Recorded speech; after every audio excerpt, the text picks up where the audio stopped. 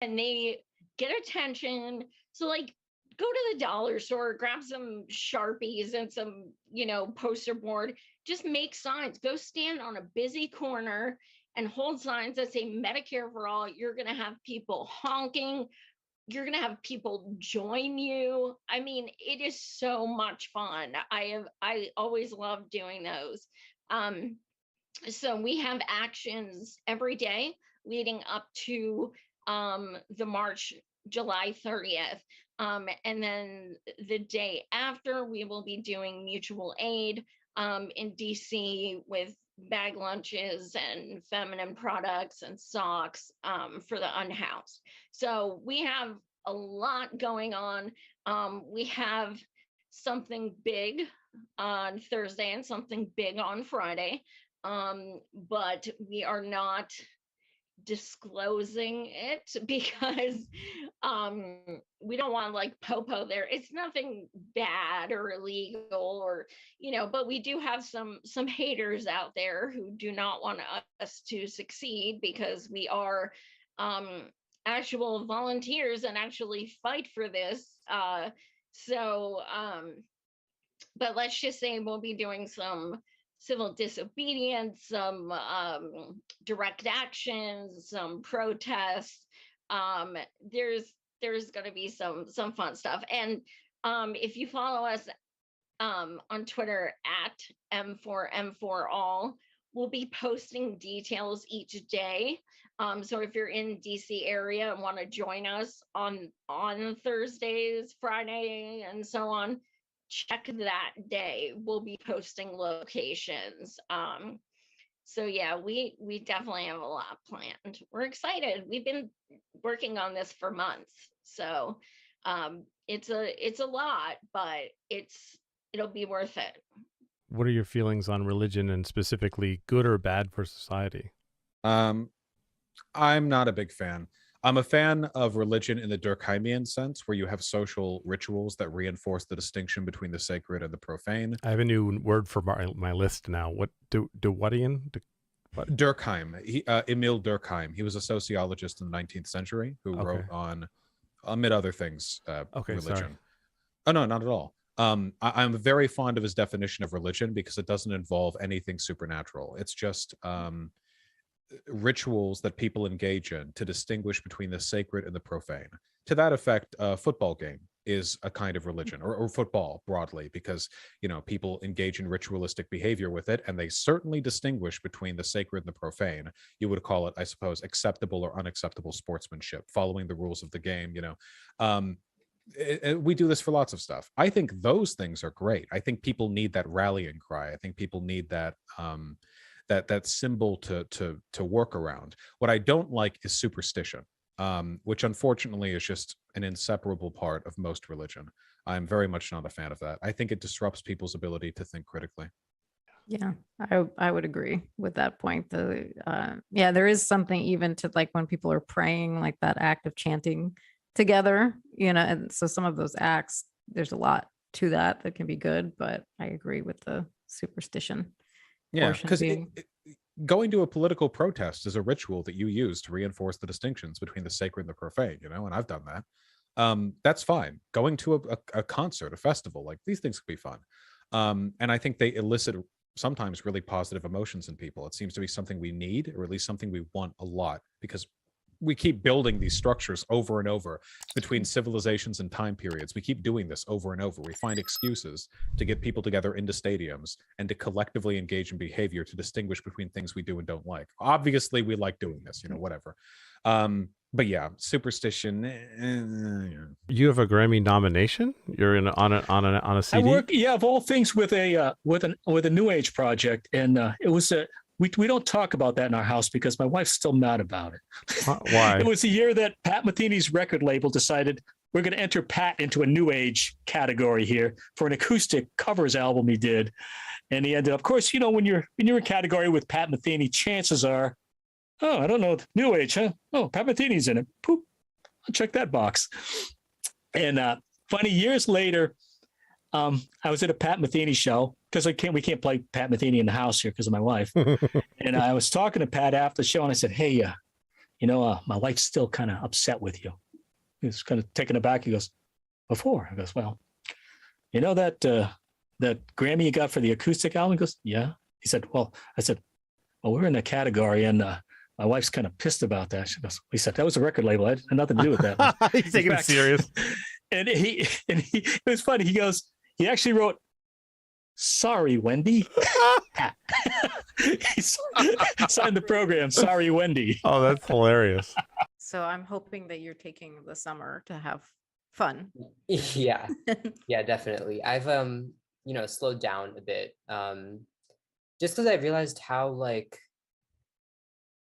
crazy it, I can't do it anymore, especially with the pandemic.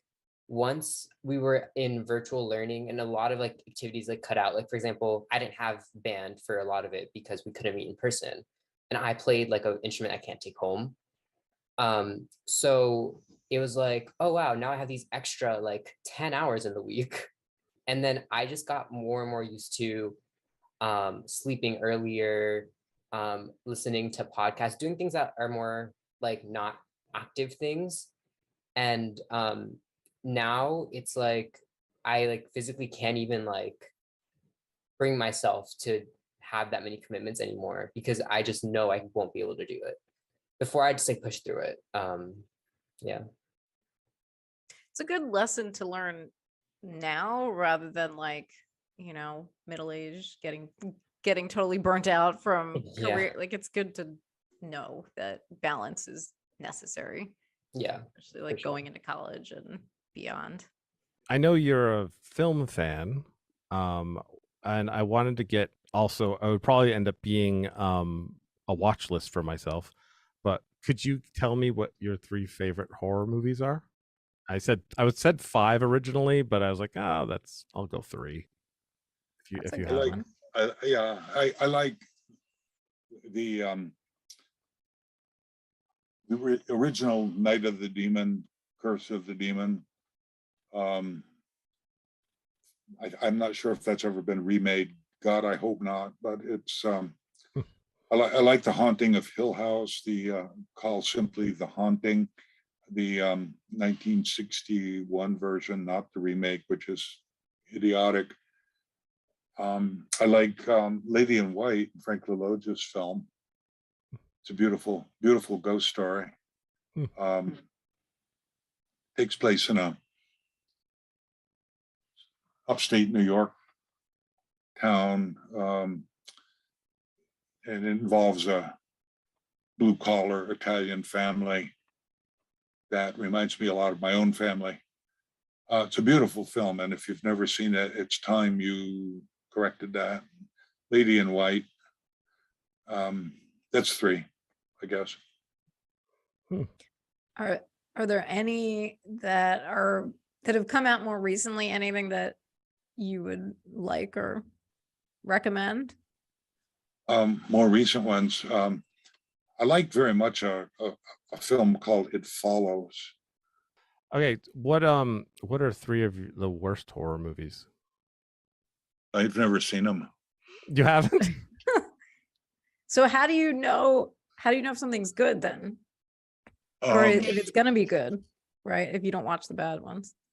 Well, I can't say I can't say I don't watch bad ones. I just don't know the worst. I don't think I've ever sunk that low. I know some are really god awful, and I might, if I happen to find myself in the presence of one, I might watch, 10 minutes of it or something. But I'm too old to watch bad movies.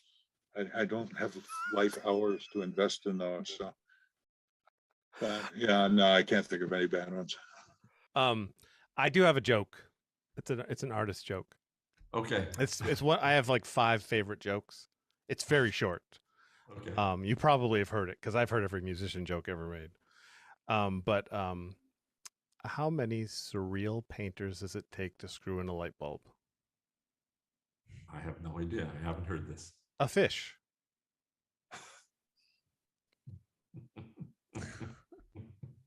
Yeah. It's a joke grenade. All my jokes are joke grenades.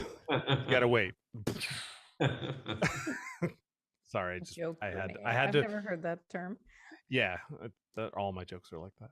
You don't get it right away, and then it's like, oh, I'm not sure if I like it.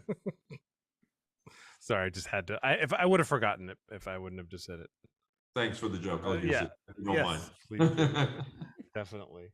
I know everyone else has probably already made this connection, but I'm going to bring it up anyway. If police are not constitutionally obligated to protect us, and they have all this funding for all these military style weapons and training, what exactly is that stuff for? Is that to keep us in line? But if we're in our country, the people that would be doing something wrong or who we would need protection from would be people in our country. So you have to wonder, where does the decision-making process start with, okay, now we're going to intervene, but this time we're not going to, and this time we are? Like, what is all the money for then?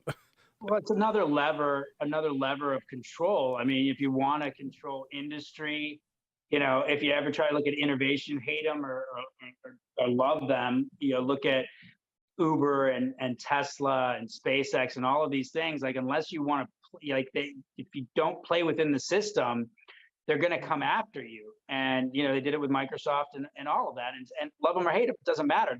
It's play by our rules, get in line, or give us our piece. The old way, well, we're building new structures, infrastructures, and business models. They don't apply to ancient relics of the legal system and the divine constitution. So we have to be able to morph, but industry and society moves and changes and evolves much faster than government entities do. So I look at this police aspect of it, and it's blood and treasure. I don't know if you're familiar with the theory of blood and treasure. It's what is the populace willing to give up their blood for in terms of war, or their money for in terms of treasure. And so crime, Black people, brown people, guns, school shootings. I mean, Uvalde police are sitting here, it disgusts me. I have a son that are probably like, you know what, we're going to get more on the force. I see DC's looking for 374 more police officers, and still a $20,000 signing bonus to come on board if you finish the academy. That should tell you something. I mean, wow. That they can't get these people to come on board. So, they get these bigger budgets. They give this perception. I'm on an anomaly in Northwest DC right now. A lot of them love the cops. I've lost a lot of, PTA moms and dads that, would say hello before, but now think I am a cop hater. And it's the system. It's completely rigged. And they have put a target on my back for the last 2 years, and I'm literally a healthcare innovator, social impact guy. I mean, I don't need a target on my back. That's absurd. So you're sitting where you are right now, and through the door, someone comes in, and they look exactly like you. They're even dressed the same as you, and they look disheveled. They have all over. And they look disheveled. They look like they've been in a rough situation. And she runs over to you and she says, "Come with me right now. I'm from the future. It's very important." What do you do? I'm gonna go. Like, dude, curiosity killed Oliver. No, I'm just kidding. Had to be said.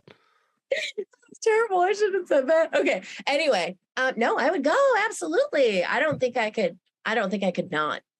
I would have to find out what. Yeah, I can't imagine not going either. I'm just, yeah, they're from the future. Come on. I mean, they might just want me to buy them cigarettes. So I mean, who knows? Yeah. When I was looking up keywords for you, beer came up as one of the top.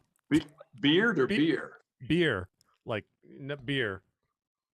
Which is funny because this is an interview, and I don't drink other than just a sip of scotch every once. Lager, that's why. Oh, lager. It just hit me. Yeah. There you go. Oh my God. It's a good thing your act isn't called IPA. Right. Although, the Alchemist is a sponsor of mine, as a supporter. Oh, really? Oh, yeah. I think my friend used to own that. With the one in Waterbury? Yeah, Jen Kimmick and John Kimmick, Kimmick. He must have sold it then. They sold it, and then they just went into the beer, The Alchemist, and the Heady Topper, the Focal Banger, and all that stuff. Ah, Heady Topper, yes. I know Yeah. Topper. When were you on the show? Do you remember?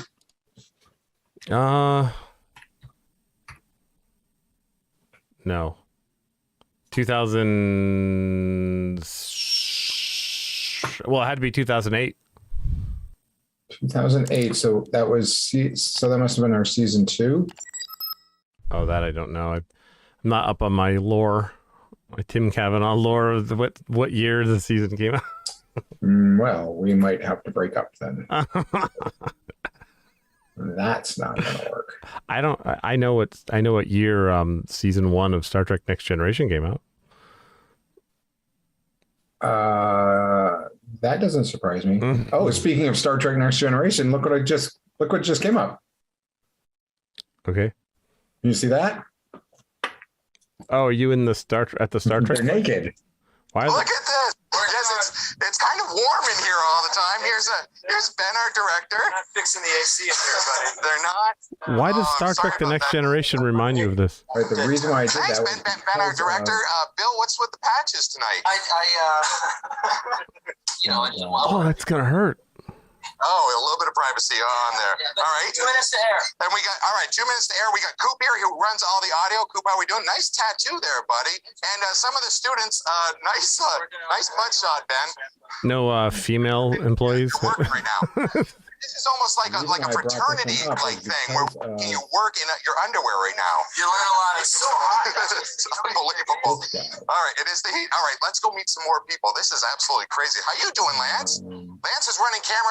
Lance is one of the camera operators from Channel 3, and we're right here in the middle of the green room, just outside of the naked sauna room that we were just in. And hey, here's our guest for tonight, James Colley. Good to see you. How are you? I'm excited. Good. We'll talk to you in a couple minutes. I'm going to keep my clothes on. You keep your clothes on. All right, look. We have food from Mamma Mia's Pizza for all the folks here. And let's find out. Oh, look at 2 of my favorite ladies right here. This is Tina and Kate from Guest Relations. These are 2 of the ladies who go ahead and book all the guests. James Colley is the guy who does the Star Trek stuff. What does he do?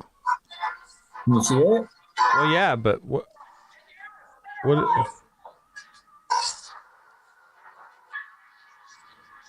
Oh, is this the online show? He's the one who has that whole set on Across the Lake. Oh yeah. Oh my God. It's George Takei. And he also does we're this. asking him right now if you would come back in season 2 and entertain us as Elvis. I would be happy to bring my entire band over and entertain as Elvis. Would you folks like that out there? Huh? Everybody always does the leg over the other leg sit when they're on a talk show. I did it too. It's like you have to. Oh wait, you couldn't even see it, could you? I saw it perfectly. Oh, you did? Yeah. That's what share screen is, man. So many expenses that go along with doing something like this, like just for a wheelchair ramp for the stage, $2,000 to rent it. Oh my! I mean, God. No lie, $2,000 to rent a wheelchair ramp for a stage. These are the expenses we run into. ASL interpreters, those are over $1,000.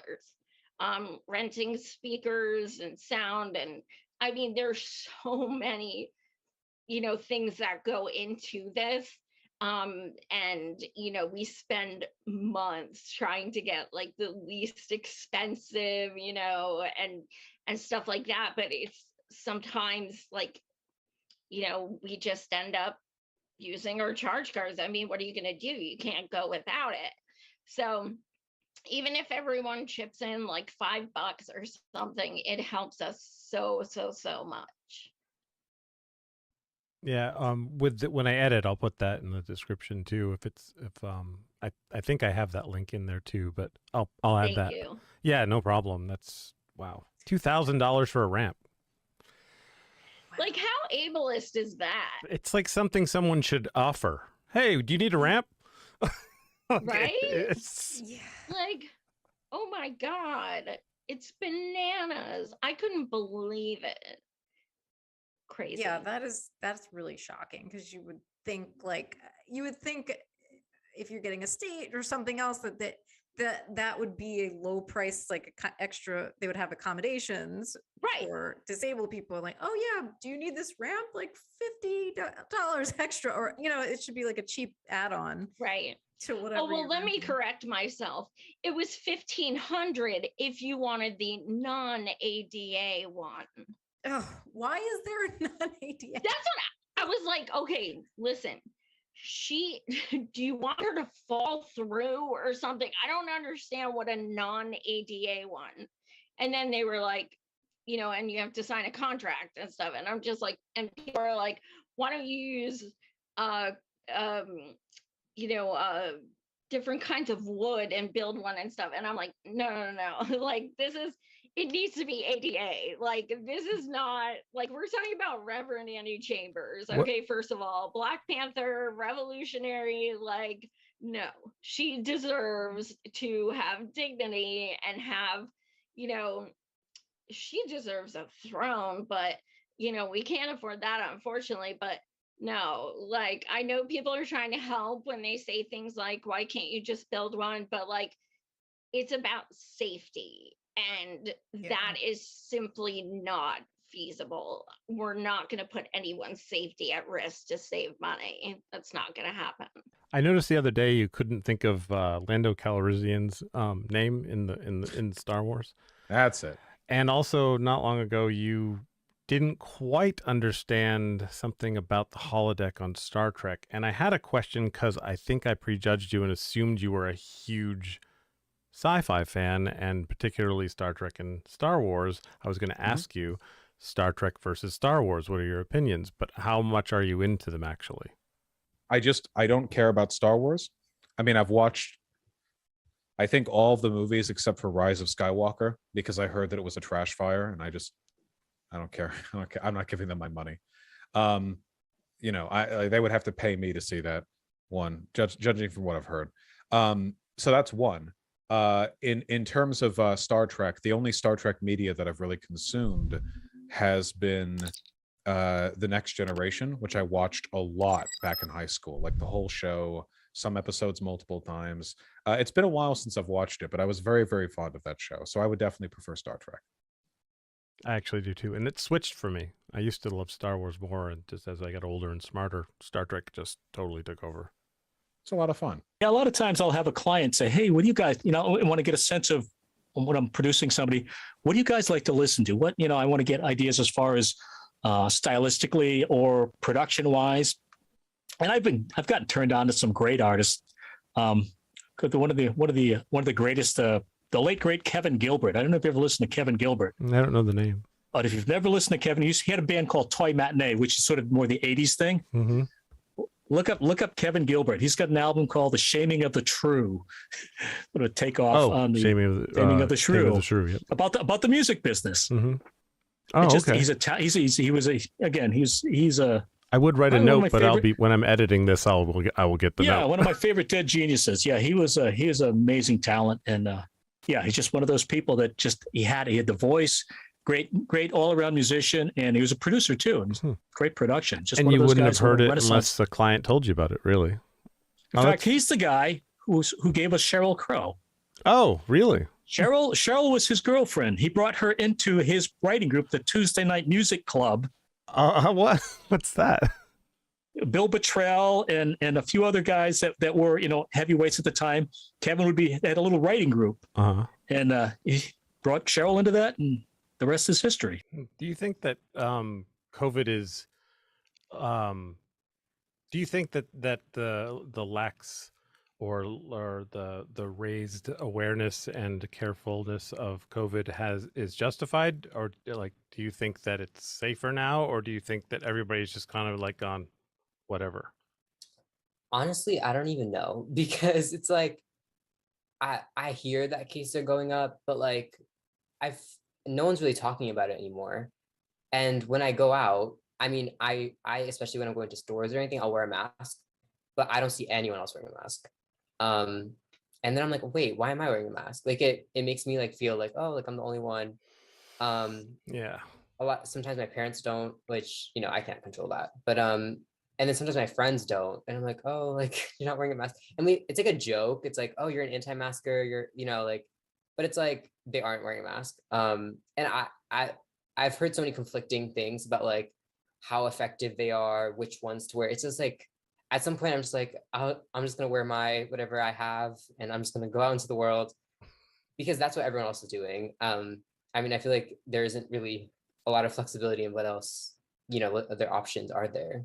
So, okay, Pier 39 in San Francisco. Is it Pier 39? I think that's what it's called, Pier 39. I worked at Pier 40, but it's weird because it goes even down this way and on up this way, but whatever. The Embarcadero. But anyway, so Pier 39 is like this all commercial. Like there is a Ben and Jerry's, you know what I mean?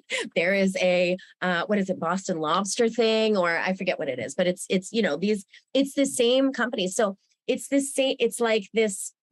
It's like when you go on vacation and you stay in a resort, you know what I mean? And you don't go anywhere. It's like a supplemental little manufactured space. So you're not actually experiencing that culture, right? Like you're going there and you're going to the same stores that you could anywhere else, you know what I mean, in a different city. So it matters. And then, you know, when you're talking to people, I hear my son talking to people all over the country, and I think all over the world on like gaming and stuff like that. And, you know, you're talking to a real person and you're not having kind of like a mediated conversation or like a mediated experience, right? I wanted to ask you before I forget, I have a question I'm excited to ask you, that I like to ask people. It helps me, I usually can guess what the person's going to say, but I'll try not to guess this. It's a crazy kind of wacky question, and it's a hypothetical, and it's kind of fantastic. So put your thinking cap on. Okay, so you are sitting where you are right now, okay, and through the door bursts someone that looks exactly like you. Except wearing the same clothes and everything, except they're a little dirty, they're a little disheveled, they've got a rip in their shirt, maybe a little blood coming down. It keeps changing. You added the blood. blood. I do. I add things. It's my writer in me that can't write. And they say, "I'm from the future. Come with me." What do you do? Well, I tell them I'm armed. Are you right now? Yeah. Well, Aaron, he says, I know, but you have to come with me. Well, it sounds like the beginning of a story that I probably would never write. I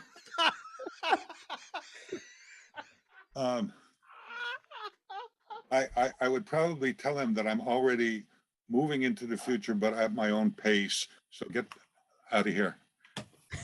At my own pace. The cat is trying to dismantle the air conditioner, which is amusing.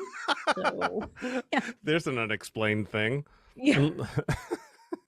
It's been really fun seeing your cat moving around in the background. Like you're pretty much oblivious to it, but it's quite startling because it looks like kind of a moving shadow every now and then, just kind of sneaking behind you. Dun, dun, dun, dun, dun, kind of funny. Dun. Well, thank you very much for having me on your podcast. Thank you, Joe. It was great meeting you. And Well, thank you. You too. Talked about you just mentioned drawing a little bit and painting. Are those your main forms of art, or do you do other things? I work with pastels also, which is, I mean, when you make oil paint, you have colored pigment and you bind that with oil and you put it in a tube, you have oil paint.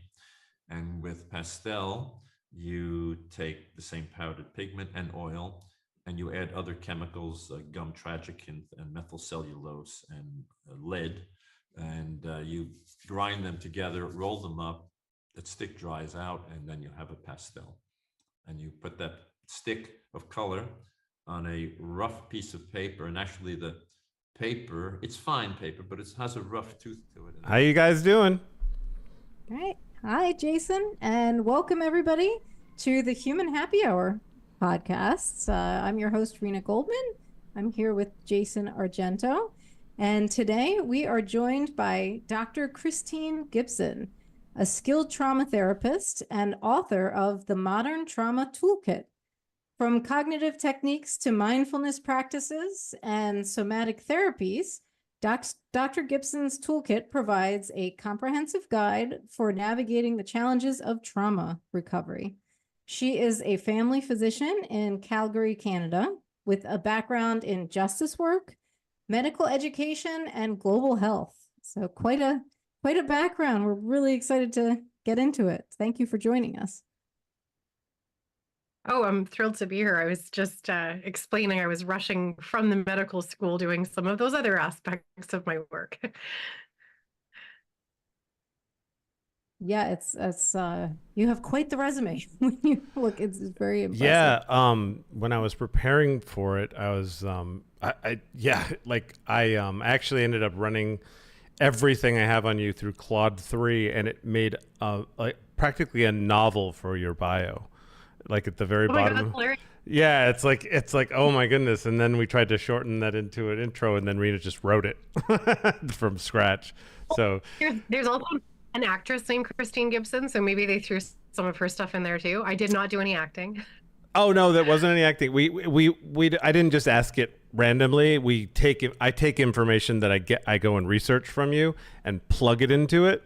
So after I did probably 2 hours of plugging into it, and then it was just like huge. I was just like, wow. And then I read it like 5 times so I could be more familiar and stuff, and it was crazy. But yeah, good career. It's very, very good. All right. Well, first of all, I guess one of the first questions I wanted to ask you was, how did you get into everything that you do? I mean, because it's just, there's so much there. Like, what caused you to do this?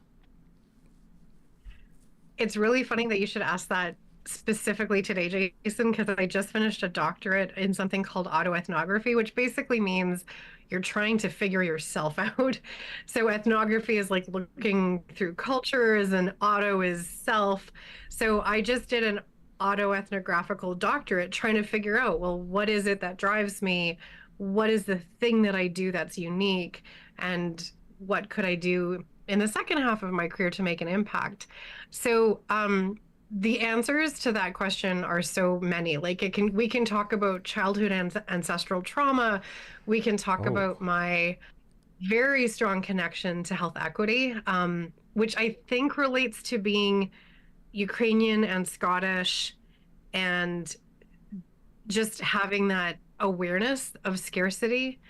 Trauma in particular has to do with being caught in the earthquake in Nepal in 2015. So there's been a lot of inflection points that have kind of said, hey, you should go down this path, that have taken me down different roads. So yeah, my CV is like really weirdly long because I've actually had a lot of different careers in such a short amount of time.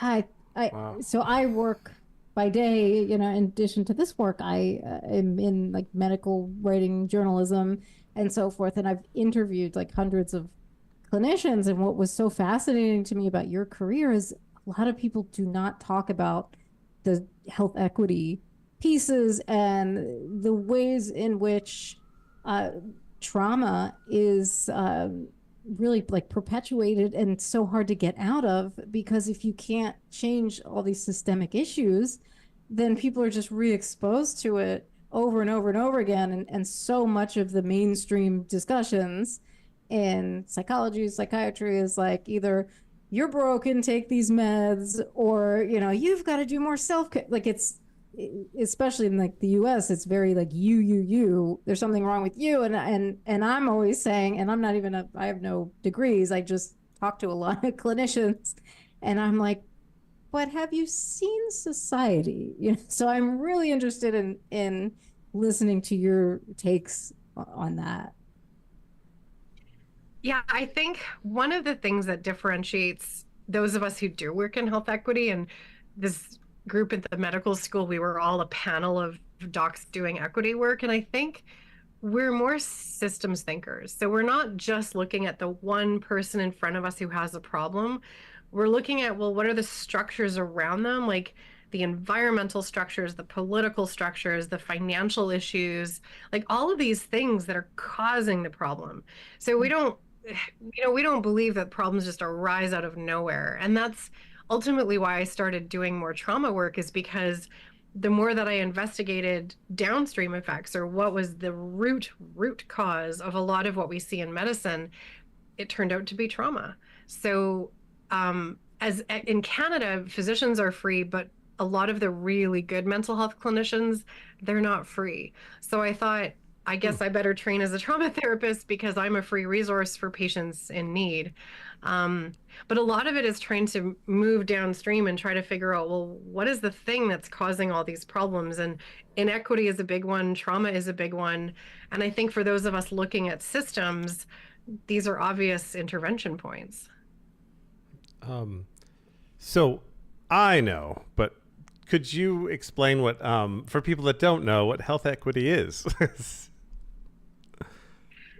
Yeah, I mean, when I first started out in this, like 20 years ago, we used to call it global health. And the whole idea was there's other people who are suffering somewhere, and they're probably in Africa, and we should go save them.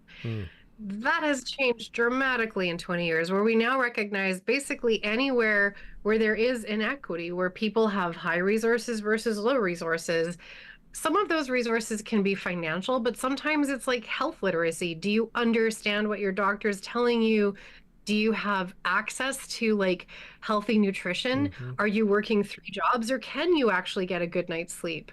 And it breaks down to really those basics. People live in something we call food deserts, and they can access fast food, but they can't access vegetables. All of that impacts health so dramatically. So poverty definitely is a part of it. And the fact that the billionaires are making more money now is a huge problem for us. But there's some people who are affected first. And that's what health equity is the people who are impacted the most. Yeah, it's like women. My wife at the time, when she had a child, it was a very difficult procedure in labor, and she wanted to get meds afterwards. And of course, they were like, here's some Advil, like, and ibuprofen, whereas when I went to get a vasectomy reversal, they gave me something like 30 Vicodin so I could take one before I went in.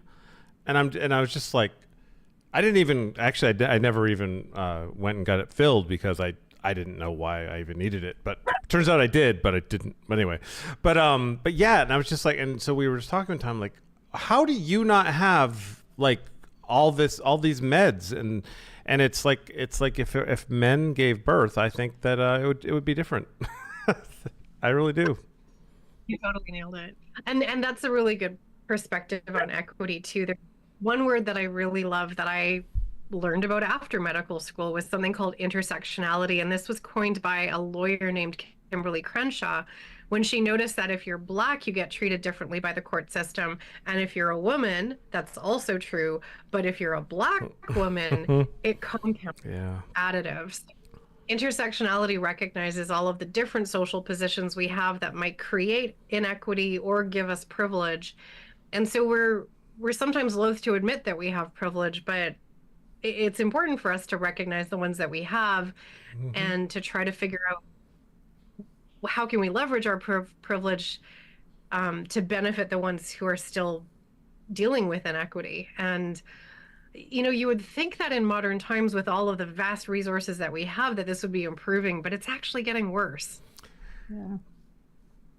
Yeah, in many ways, it feels like we've gone back like 100 years. Like we've just regressed so much in terms of this progress. Yeah, why is that? like, is it a cycle? Do you think? Like I feel like all of us could just brainstorm. I worry that because women can vote and Black lives do matter, and there's some people that are so scared that other people have equality that they think it's going to take away their power, and not recognizing that there's power with instead of power over. And they really liked power over and they want to keep it going. I don't know, but it's really terrifying to see, especially women's health rights, just regress so quickly. And we're at risk here in Canada too. I never thought I'd see that, but it's a Wow. possibility here. Wow. Oh, can you talk more about that? Yeah. What's going on? Just Try to be briefly. a little careful. But I live in Alberta, and so our premier has said things like, "We want to be the Ron DeSantis of Canada, and we want a pipeline to exactly what they're doing in Florida." And so she's What? creating all kinds of yes. Who would And so say she that? won. You know, right? Oh my god. She won based on that platform. And so there's this faction of people who are advocates for right wing, like really right wing, heavily Christian rhetoric, and they have her ear. So they're called Take Back Alberta, really similar kind of Yeah. way that they talk. Make Stuff Alberta going on in the great States. again. Exactly. It's the exact same statement. And so they've already attacked LGBTQ education. They're going to go after women's health for sure. There's all kinds of pockets where, as healthcare practitioners, we're already really worried. They've already kind of said, well, if you're in addiction medicine, which is one of the places where I work, you can prescribe this, but you can't prescribe this. And you know, as doctors, we're not really used to being told this is the thing you can no longer do. And so the fact that they're already starting to intervene, they're really wanting a recovery-based model instead of harm reduction, which isn't evidence-based. And it's basically an attack on folks who are using substance use to help with their trauma. It's really kicking people when they're down, and it's so disheartening. Yeah, I think it's most chilling to hear that this kind of right wing, that these sentiments are globally now taking hold instead of just like one area at a time during a period. It seems like it's happening all over simultaneously, and that is very scary. Yeah, and since you mentioned trauma and substance use, do you mind kind of digging into what the evidence does say in terms of like harm reduction and you know, just talking about why people might use the substances, and in some cases, do you feel like it is helping, you know, in some way? I love the way you phrase that. One of the things I say on TikTok, I'm Tik Tok Trauma Doc there, and I've been growing a channel for a couple of years because so many people want mental health education. And one of my catchphrases is that substance use is a solution to a problem that you have until you have better solutions. So I really take the shame out of folks who have addictions, because I mean, I have a really socially acceptable addiction. I'm really into overworking. So that's one of the ways that I dissociate, is I just like work from 9 till 9. So we all have the ability to dissociate. So many of us like doom scroll social media.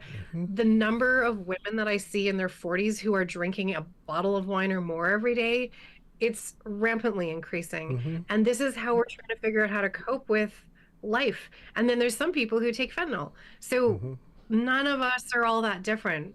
So many of us are choosing these like addictive strategies to cope. And one of the things I loved about learning how to be a trauma therapist is during the dozens of certifications and studies that I did, I got to learn about it myself, because I was on the struggle bus too. I mean, I think it's a journey to try to figure all this stuff out, but at least I have more tools now. Yeah. Yeah.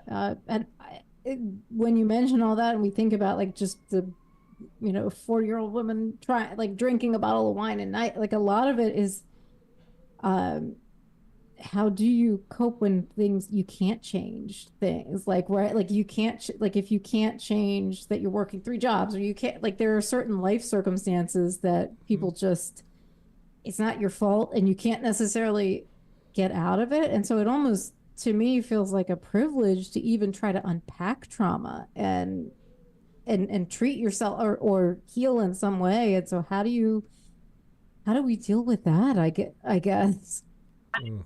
a really brilliant perspective, and it's literally the reason why me as a systems thinker was like, I'm going to join TikTok, because there's so many people there and it's free. So I can share, I can learn, I can hear stories of people with very different life experiences than me.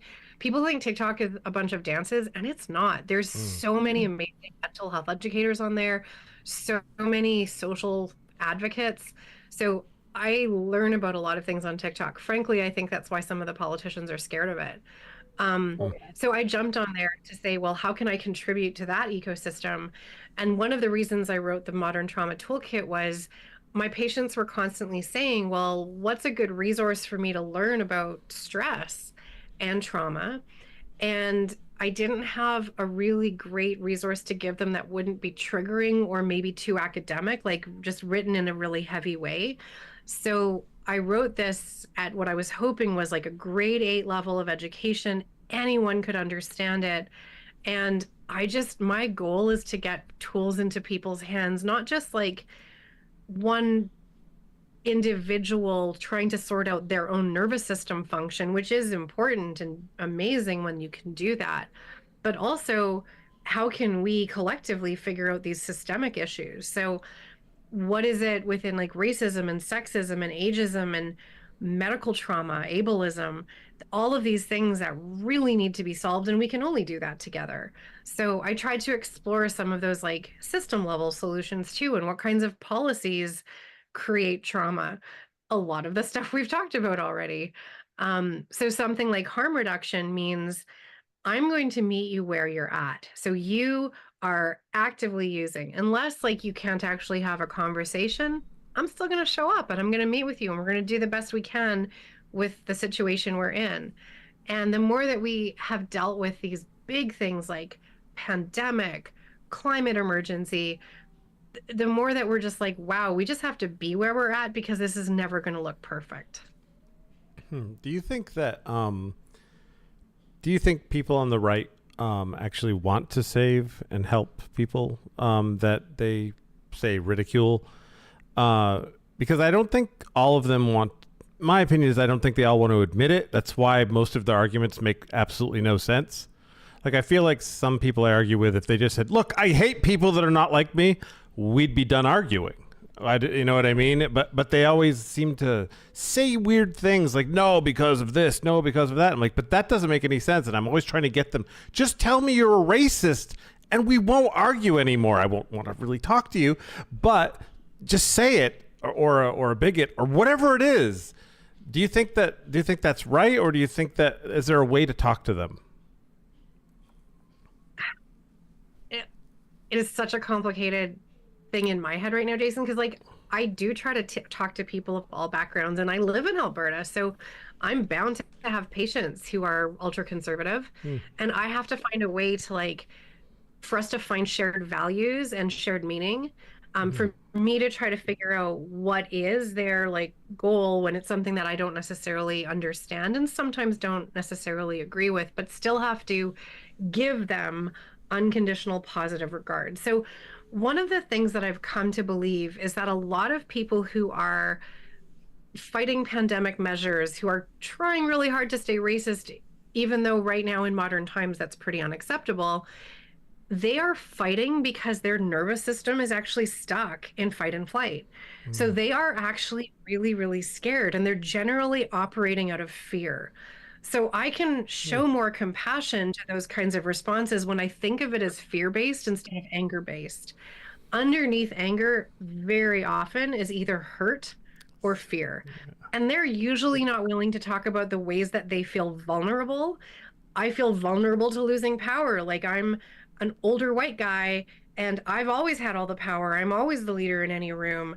Don't you dare take that away from me. That hurt might manifest as fight energy. Yeah. So when you have somebody at the grocery store who's like throwing a box of masks across the room, it's probably not the masks. It's probably something that's happening inside them. So even though I don't condone it and you have to be responsible for your own actions, I really do try to figure out, well, what are the downstream causes? How could they have been hurt? It's like their own condition almost.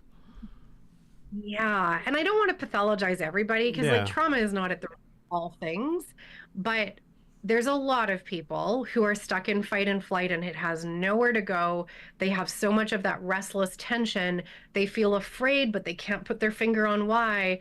It's so easy to blame immigration because that's something that's other and it's outside of you. It's really scary to examine what's inside you that could be causing these big feelings, but that's actually the work. Yeah. Yeah. I think in a lot of ways people have been taught, like, because a lot of things have been reinforced and you've been taught, and that those that have the power have incentive to keep people divided in that way and to keep people blaming each other. So I think some of it is also that is like these things have been reinforced, and you know.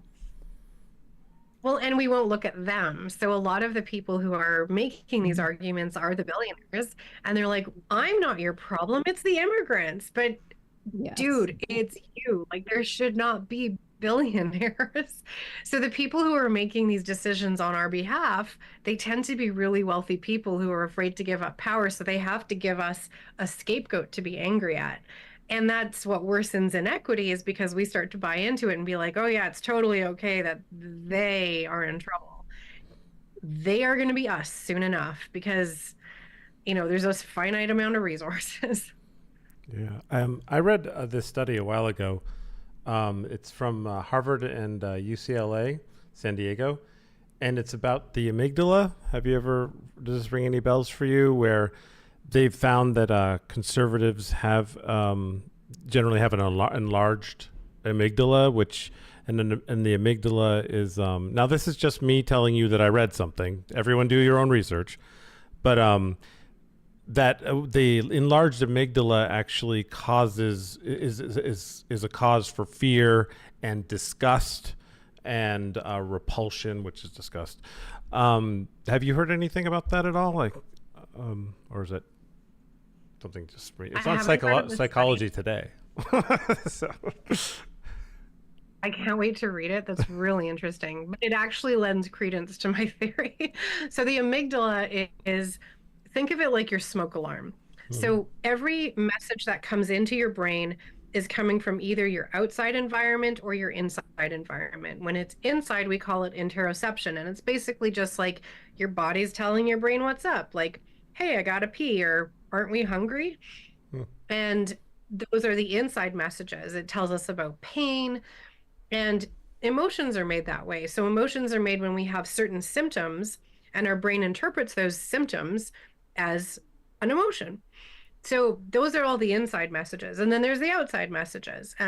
So when you've been through traumatic events, like anything that seems dangerous or threatening, your amygdala is really sensitive. So think of it like a smoke detector that like gets a whiff of perfume and is like beep beep, and it's really loud and it's really distracting. So when you have that loud and distracting system telling you you're in danger, it actually disconnects your thinking brain. So people whose amygdala is way overactive, they have trouble with forming memories, concentrating. And so when you were saying like, they don't even make sense, I'm like, yeah, they don't make sense because their amygdala is so busy that their thinking brain is actually not working properly. So one of the reassuring things I tell my patients when I start working with them on trauma is I'll say, wouldn't it be nice if you had a memory and you could concentrate again and put things together the way you did before the event, or a way that you've never experienced before? Because after you heal your amygdala and your vagus nerve and all of these nervous systems that are responding to danger that isn't actually there, or sometimes it is, but it's like a perceived threat, your thinking brain comes back online. So that's the amazing thing about our brain. And what I talk about in the Modern Trauma Toolkit is the goal is post-traumatic growth and something called neuroplasticity, which is rewiring your brain. Things that feel dangerous wire your brain in one way, which makes your amygdalas big and really overactive. And we can wire it back again. Our brains are constantly changing. It's awesome. Wow. So thinking along that lines, how does somebody know, how would you recognize that, oh no, things are not operating properly? Maybe I need to rewire and because the teach same people how to recognize it. The same people that you would tell, if you were to tell them, they would think you were insulting them because of the same issue. It'd be really hard. Yeah. So how do you? Well, and I mean, honestly, I think so many of us are. I think that's why so many of us are talking about trauma now, is more and more people recognize the level of toxic stress we've all been in. Yeah. And, you know, groceries are more expensive. There's smoke in the air in the summer. There's all these outside signals that are saying, are you sure you're safe? Kids are struggling. Like I hear so many kids on TikTok, like, I'm not going to have children. The world is on fire. There's a lot of acknowledgement that toxic stress is affecting all of us. So the way that I try to explain it to people is there's two different pathways to respond to toxic stress in the body. So the first one is an active response. That's the fight and flight. So what it does, because we're just mammals, so the same as like a dog or a wolf, as a mammal, our brain tells us when you reach a challenge, your goal is to run away from it as fast as you can or to fight it. Well, that doesn't really work in modern times, but that's what ends up getting that fight energy stuck. So we might recognize it as people who are angry for no reason, irritable, in public spaces, in inappropriate ways, people who are restless and agitated. You know, a lot of young people, they're changing jobs every 3 months. They're like, I'm not satisfied here and I'm not satisfied here. That can be that flight energy. And then the other way that our body responds to stress is an overactive parasympathetic system, which is our resting system. And what that looks like when it's too much is it just shuts down. We call that freeze collapse. And these are the people who can't get out of bed. They can't get off their couch. They've got this list of things to do and they haven't even gotten started. And many doctors would just say, oh, you have depression. And to the people who are in restless state, they're like, oh, you have anxiety. I think this is one of the reasons why everyone's on meds right now. It's just so common. And some people need them. And for some people, it helps tremendously. But from my perspective now that I understand more about trauma, I say, why don't we try to fix your nervous system and get you into your window of tolerance where you can self-regulate and you can get your nervous system out of overactive in either of those directions. And then let's see what symptoms you still have. And so my goal is just to get those skills into everyone's hands, because it turned out that this is a reasonably easy thing to do and there's no pill that does it.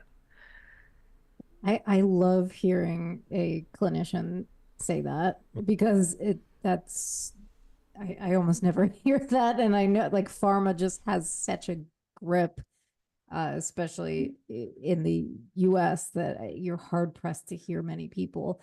But after all of the reporting and interviews that I've done, like I've come to believe what you said. I'm like, there are so many other solutions that people probably should be given first. But instead the go-to is just have this pill, because if you can't live in this world, which is perfectly fine, everything's fine here, there's something wrong with you, have this pill. And I'm like, wait a minute, this just does not sound right. And again, like I don't presume that I have any great knowledge on it, because I don't have the degrees and and so forth to support it. So I love when people who have done that research and work say things like you just did, because but honestly, I might have more credibility because of my degrees and all of the letters after my name, but I really do think that people like you who've interviewed a bunch of people and coming to their own conclusions, they're not satisfied with the current state of healthcare or this current state of psychology and psychiatry. Paradigms are changing because people are demanding it. They're saying, well, you gave me this SSRI and all it did was cause me sexual dysfunction. And it was really hard to come off. Like, why did you choose that route when therapy, from the evidence, works equally well, if not better? And to me, therapy gets at the root causes. Not everyone can afford therapy. Well, if you can't, what does it look like to heal in community? And so much of it, from what I now understand, we actually did from ancestral times. So our ancestors in almost every single culture had rituals and ceremonies to mark major transitions. We did things like chanting and circle dances.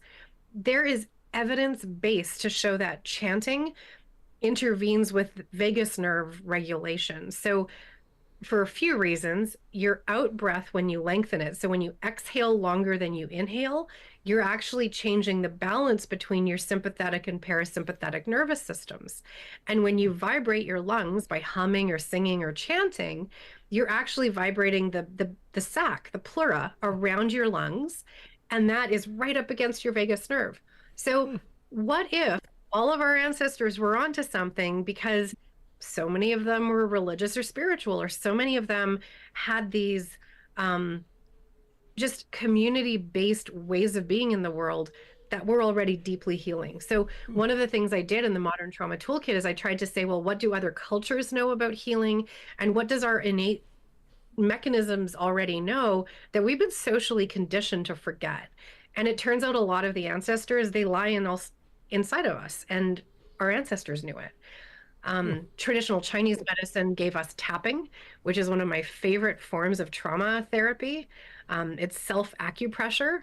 I love it. I'm obsessed. And it's evidence-based, which is super cool.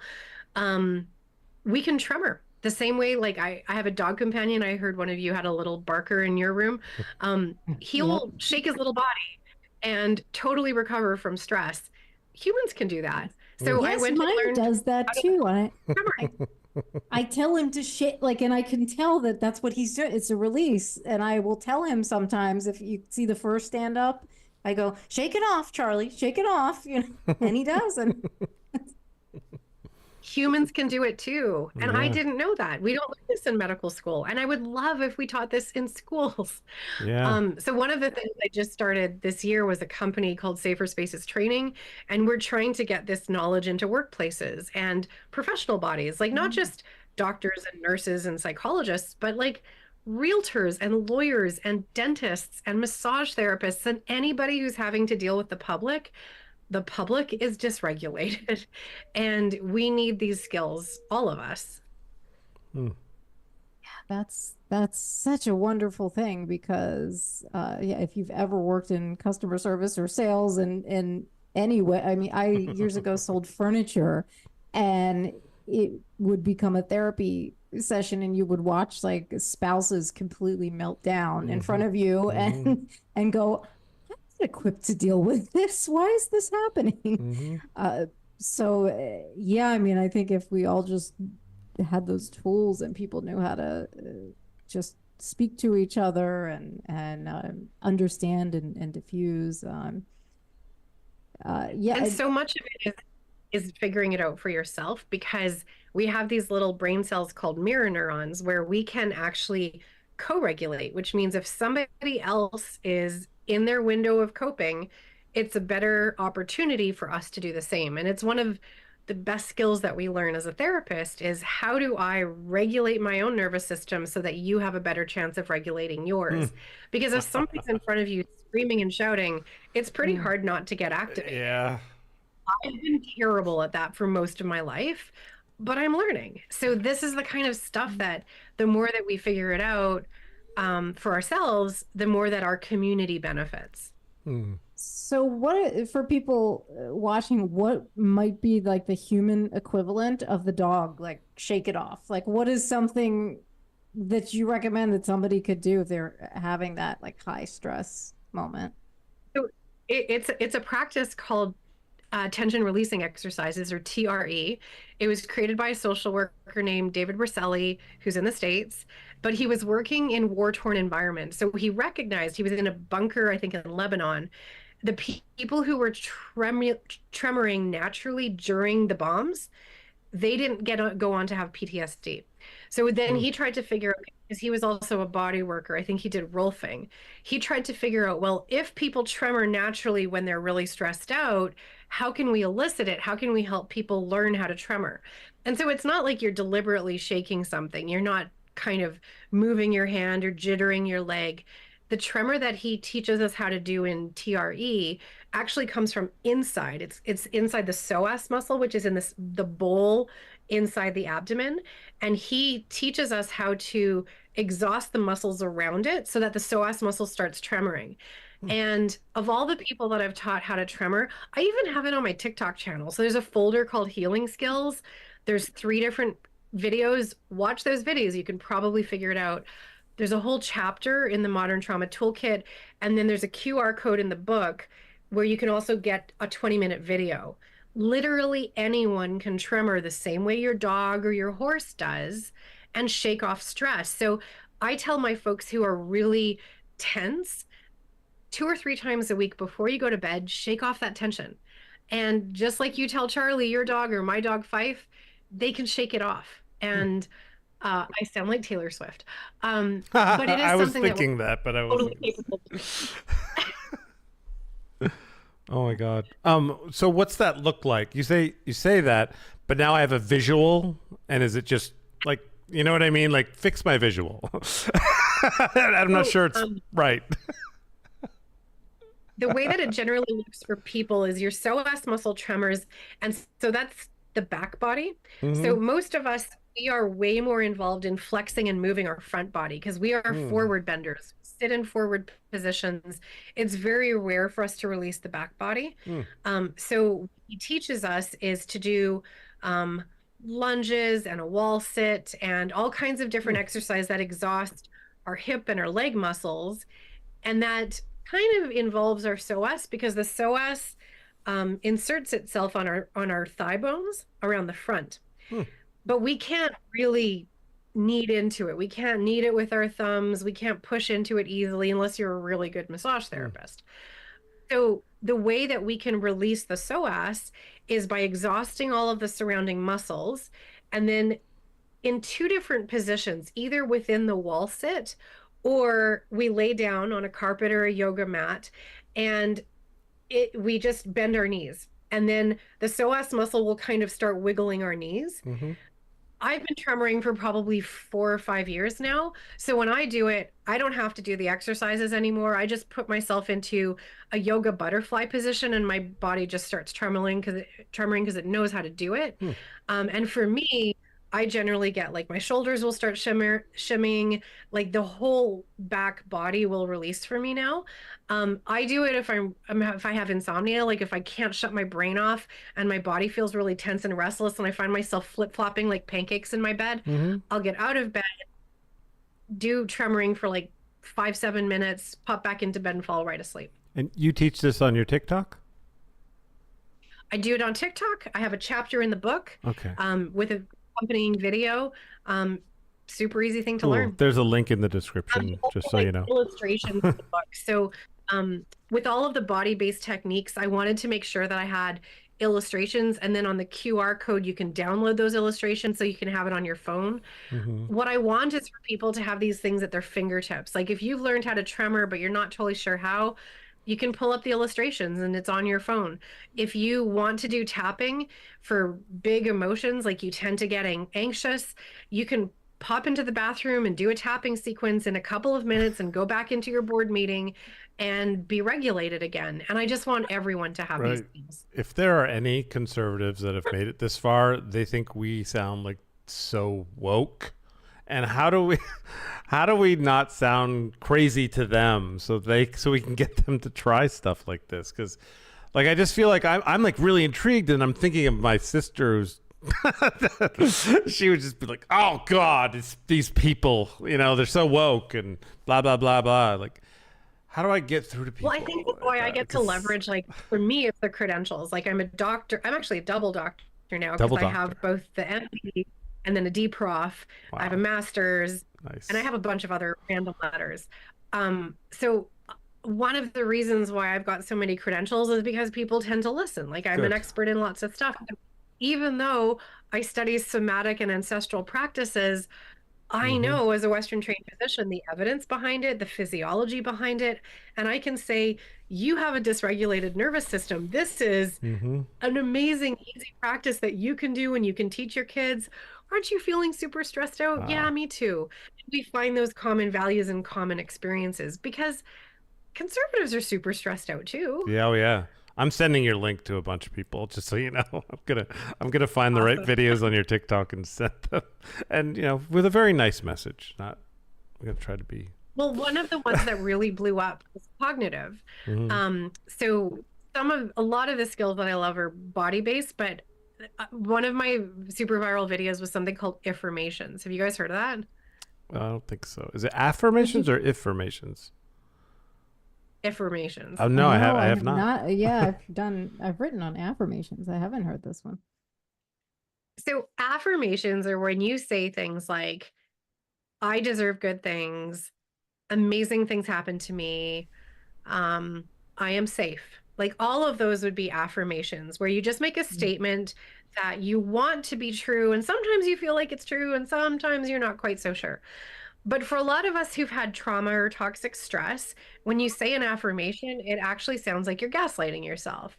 Like when you say I am safe and you don't really believe it, you're like, yeah, you're lying to yourself again, honey. An affirmation is just taking an affirmation and tagging a what if in front of it.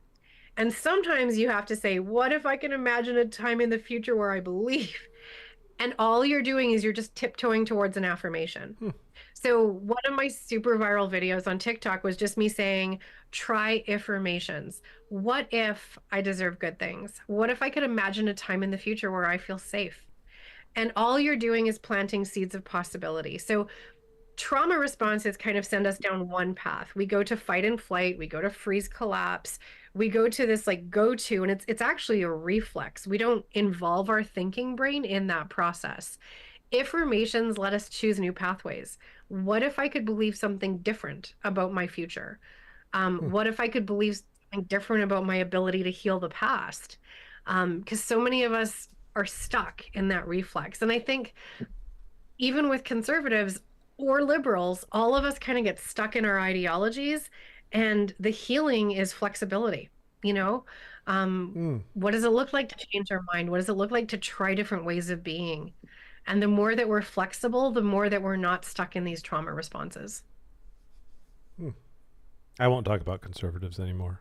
I'm exhausted with it now. I'm sorry. I'm always trying to get through to them. I'm doing it again. Go on.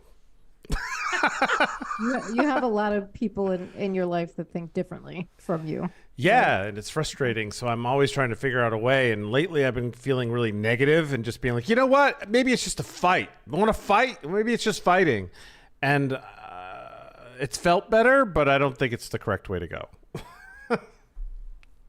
Well, and again, I never say that there's a right way or a wrong way. I just say this is the best way you know right now. Like this is the solution to your problem. And I often ask the question to my patients, why does it make sense that this is the way things have been, either in your thoughts or your behaviors? So it makes sense that you just like, okay, let's just fight, because maybe they have a lot of fight and flight energy, and maybe that mirror neuron is activating. So why does it make sense that you just want to fight them? Okay, that takes the shame right out of it. Yeah.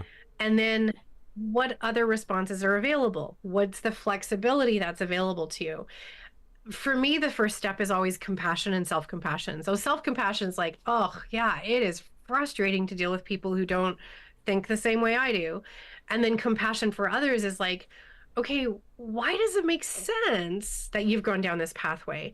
What is it you're afraid of? Because underneath anger is almost always fear or hurt. So what hurts you? What are you afraid of? And sometimes that can be common ground, because sometimes we're actually afraid of the same thing. Yeah, I guess.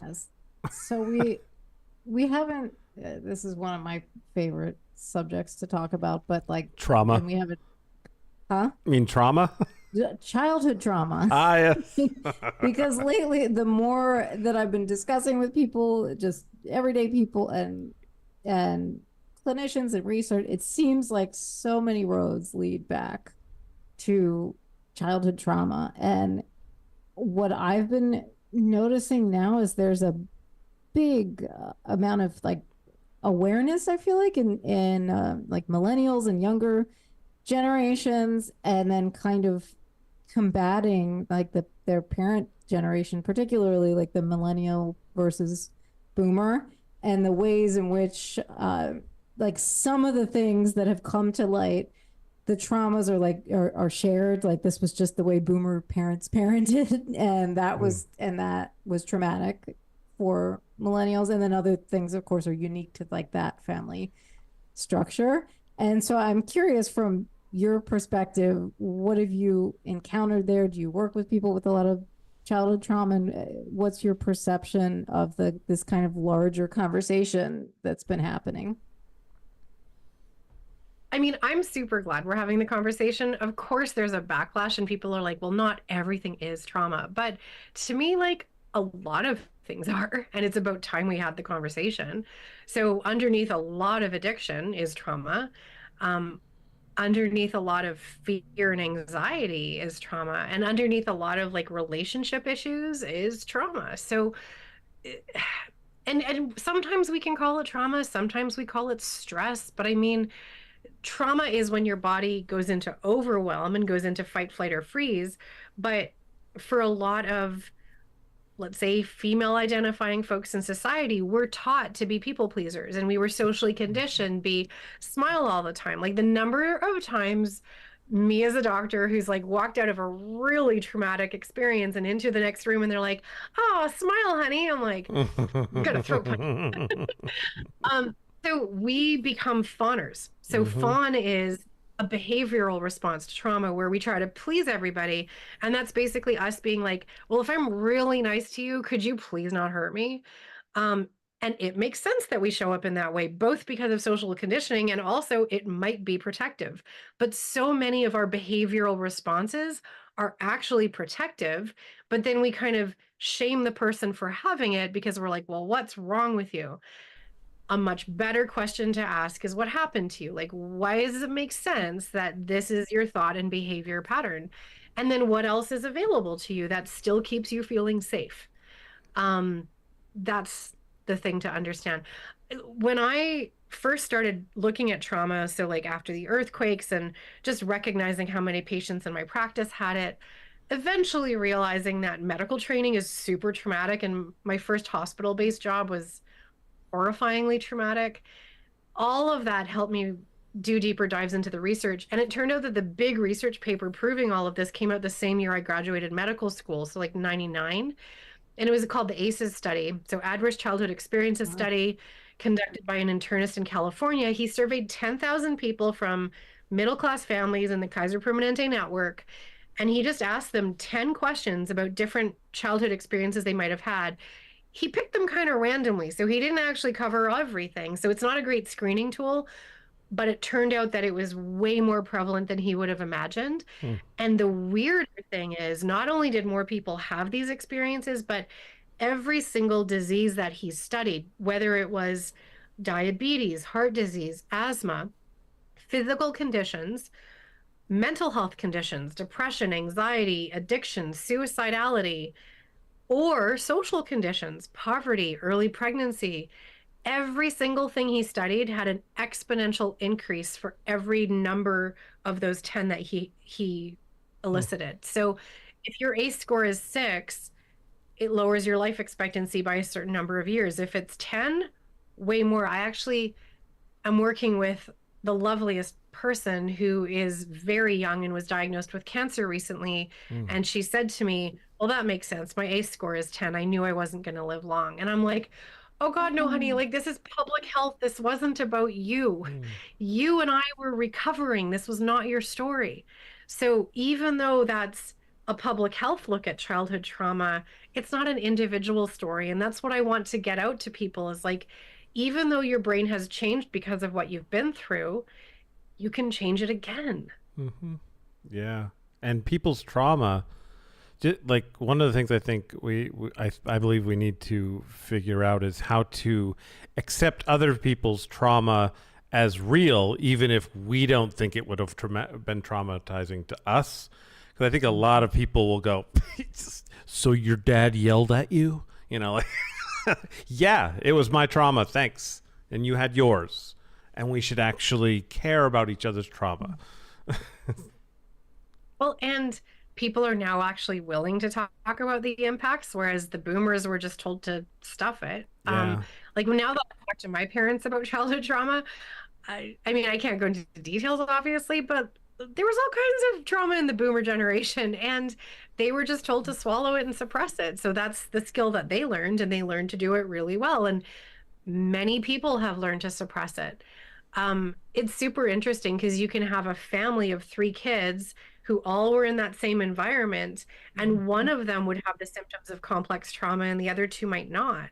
And then they're like, well, what's different with that kid? I mean, there's all kinds of possible explanations. There's also ancestral trauma that we inherit, and we're just starting to understand that. People always thought DNA was the brain of your cellular environment, but it turns out it's the cell wall, because your DNA turns on and off, and it methylates and it activates based on what it's exposed to. So one of the studies I quote in the Modern Trauma Toolkit is when they measured the saliva of babies when their mothers had been pregnant during 9/11 and somehow been involved in the New York area, the babies had really high levels of cortisol in their saliva compared to normal controls. So they were born stressed because their mothers were stressed when they were in utero. The same thing is something that we find with ancestral trauma. So indigenous people, people who survived the Holocaust, we've actually studied their genes, and there's methylated groups. We call this epigenetics. I mean, I studied undergrad genetics a few decades ago.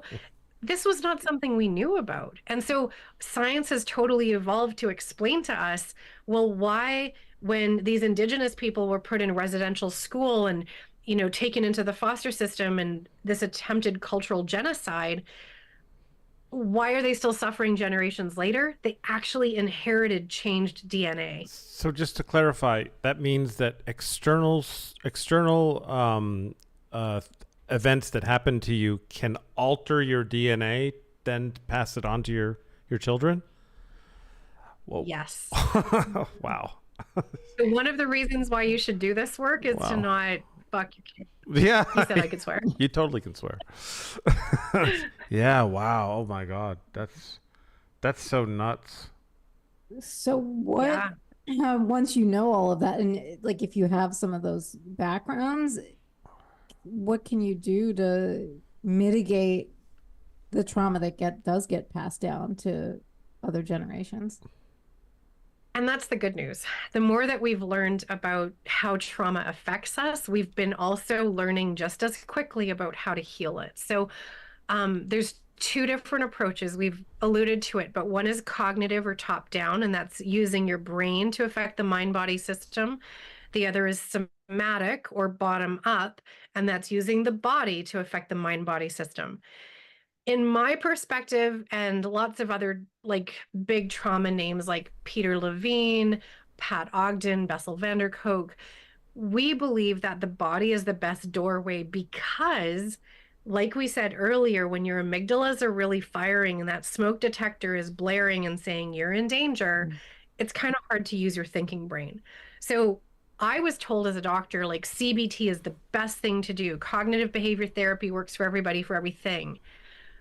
Yeah, It's still in all the articles that I work on. That exactly what you're saying. It's like CBT. And honestly, patients don't love it because CBT tells you there's something wrong with the way you think and it has to be fixed. Well, if your core wound from trauma is shame, and then your therapy tells you that there's something wrong with you and you need fixing, all you're doing is lumping more shame onto it. To me, I love lots of different other approaches that are evolving and emerging evidence is coming out. So body-based therapies like tapping, havening, tremoring, sensory motor psychotherapy, somatic experiencing, there's this huge long list. I would say EMDR, or the eye movement treatment, kind of straddles both thinking and body. My favorite trauma processing is called accelerated resolution therapy. Sometimes I can cure PTSD in a single session. Like, there are so many ways to approach this. My favorite cognitive therapy is called NARM, or the neuroaffective relational model. And that's where that question, why does it make sense, comes from.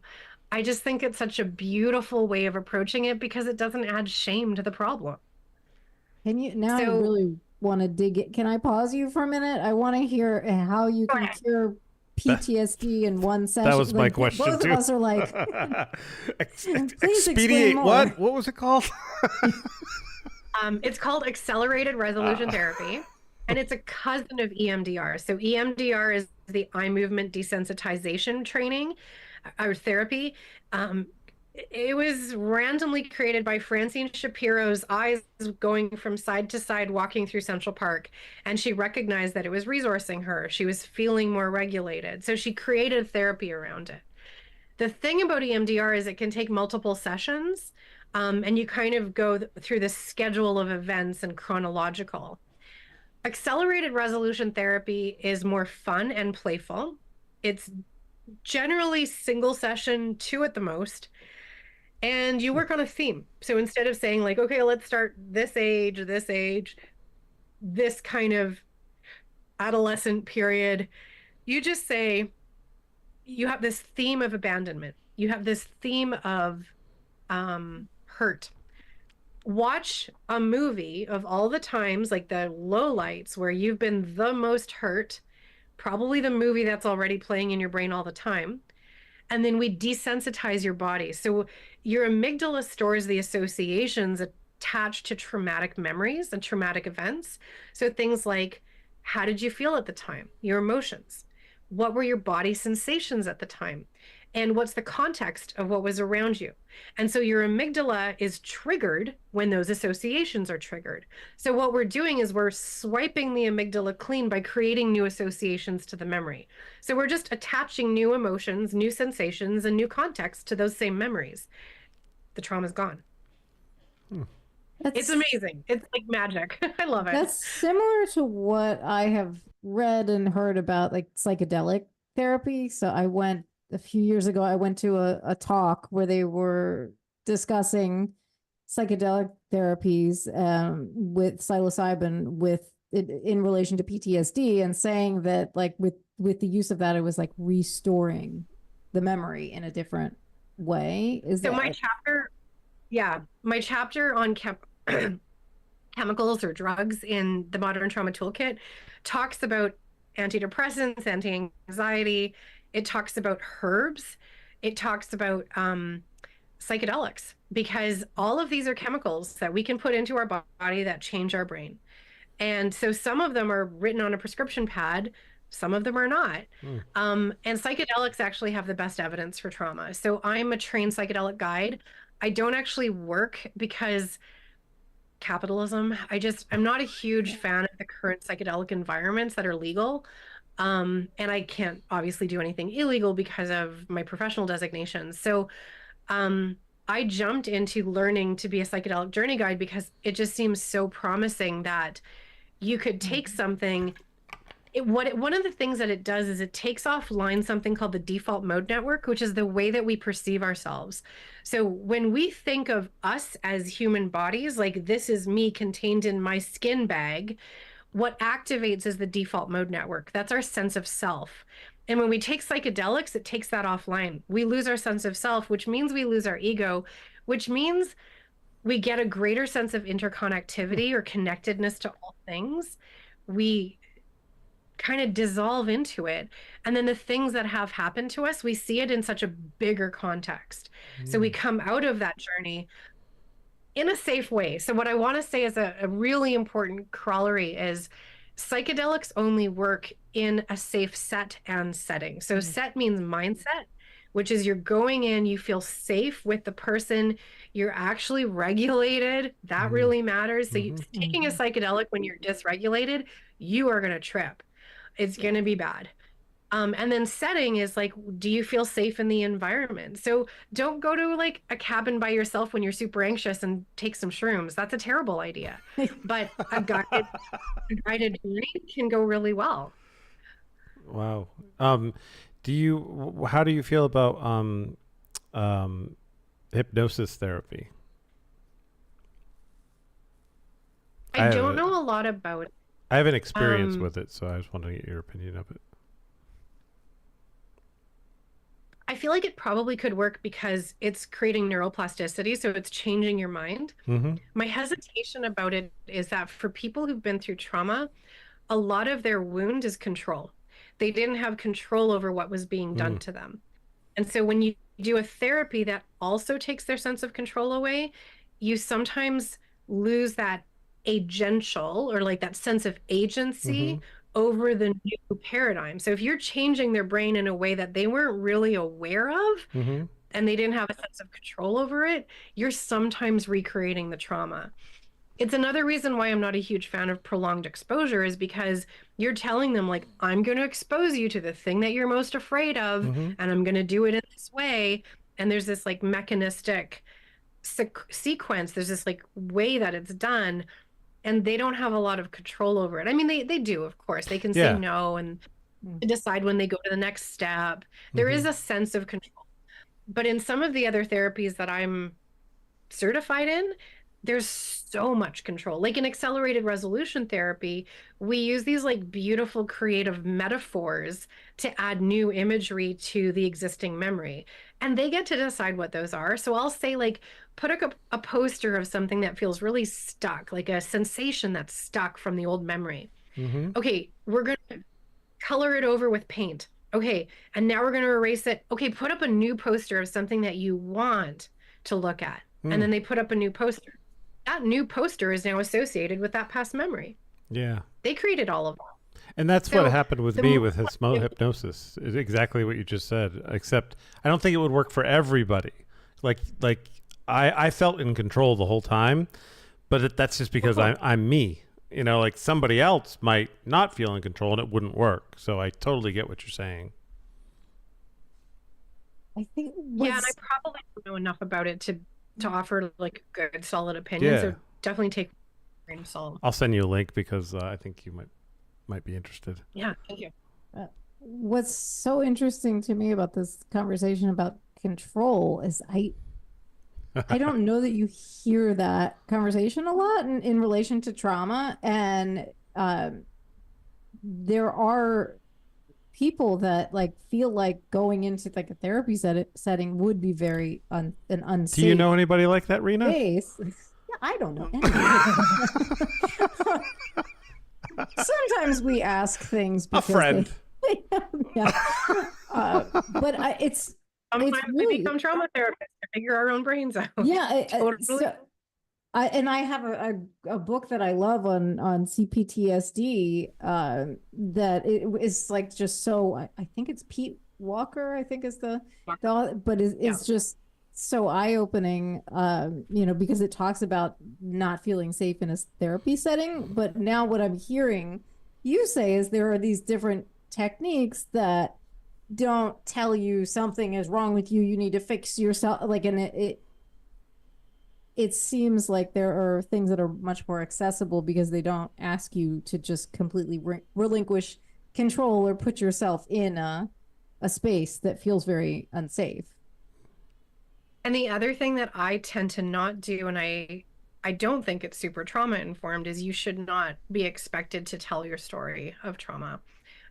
Everything that we now understand about brain pathways is that the more that you go into those traumatic memories, the more that you strengthen them. So when I talked about single path that you're going down, you're remembering that a lot, whether it's conscious or like subconscious, you're reactivating your responses to it. So the opposite of that is to not get stuck in it. So until I do a processing session, which is a very deliberate session, we don't talk about trauma. We talk about the trauma's effects on your current functioning, your current thoughts, your current behaviors. We say, why does it make sense? And so we allude to it, but we never go into the details. So another thing that I see a lot of clinicians do that I'm always advising is just don't ask them, especially in the first session, don't ask them to do their ACE score or tell them about the most traumatic events, because they're going to start associating you with that trauma. Now you're a part of that memory. And you're never going to create that sense of co-regulation and safety again, which when they do the research on therapy, almost all therapy works just as well as anything else. So when they like studied 10 things against each other, they're all pretty similar. The main factor that decides if a therapy is going to work is whether you trust your therapist. We'll be working really hard towards that. That makes so much sense. Yeah, and a lot of people complain when they've tried to get therapists. They'll be like, "Oh, I tried it, but it just these people, you know, I didn't trust this one. This person was crazy. This person didn't know what they were doing. I was smarter than this one." Keep trying, because there's one out there, like a lid for every pot kind of thing. Because it took me a long time to find one. Yeah, in my book, I have an entire chapter on how to find a therapist. Oh, nice! Because it's one of the most common, fantastic. yeah, chapter 28 in the Modern Trauma Toolkit. Oh, fantastic! It's one of the most common questions I would get on TikTok is like, how do I find a therapist that's safe for me? And especially if you're like a Black woman in America, like you probably need to explore Black female therapists, because your lived experience is something that is causing you trauma on a daily. And for somebody to have a greater understanding of that, or you might choose to have somebody who doesn't have any of those experiences because you might not want to bond over that. So being really deliberate about the kinds of things that are important to you. Is it important that your therapist is not conservative? Like, I actually have seen therapists that were conservative and we still were able to work together. So like knowing what that looks like and what kinds of questions you can ask during that early interview, because the first time you see somebody, you're trying to decide if it's a good fit. It's not that you're sitting in the chair without power. So go in there with your full agency intact and say, this is what I'm looking for. Do you think this is a place we can get to together? Yeah, it's a job interview, really. Yeah. Totally. I never even thought about the first session being that, but you're totally right. You should be interviewing the therapist. Oh my! This has been very eye-opening. Yeah, that's so smart. I have lots of childhood trauma that I won't go, but it's fascinating to me to think about, like, because therapy is just something that has not been ever accessible because of the trauma is also intertwined with therapy and therapists, and so it's like immediately a triggering unsafe space. And I've tried to, like, because I do content writing and stuff, I've tried to suggest, hey, can we get some of this in here? I can't be the only person with this experience, right? Like, can we help give people, like, what do you do? Where is a safe space? Like, I have to think that there are lots of people that have had similar experiences, and I just desperately want, because I'm looking myself too, to, like, you want to give people those tools, that safe space.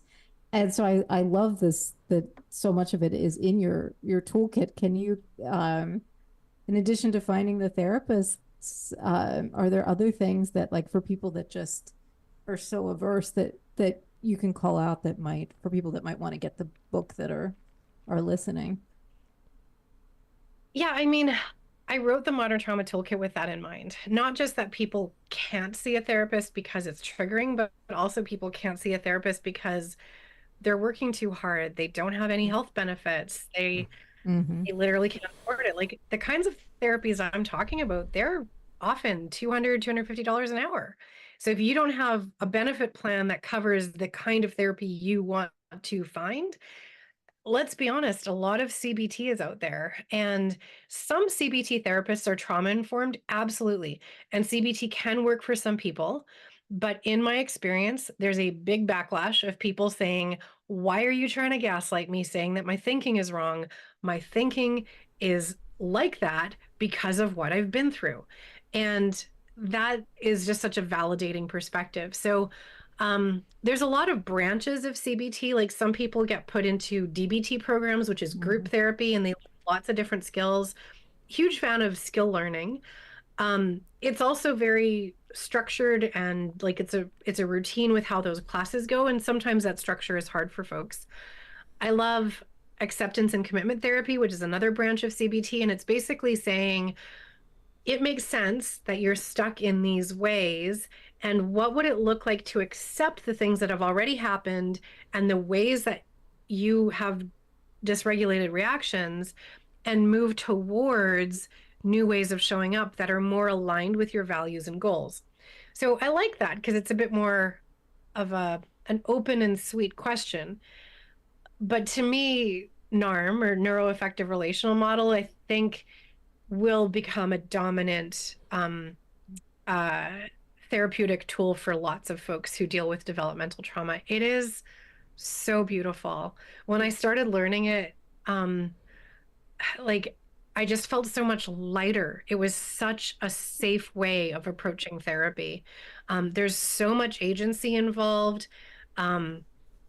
Like your sense of you being able to heal your child parts, which is very internal family systems language, but NARM does it in a slightly different way. It's kind of letting you know that you have everything you need to get to where you want to go already, and just showing you that the path is already there, which is amazing. So internal family systems is another one that lots of people love.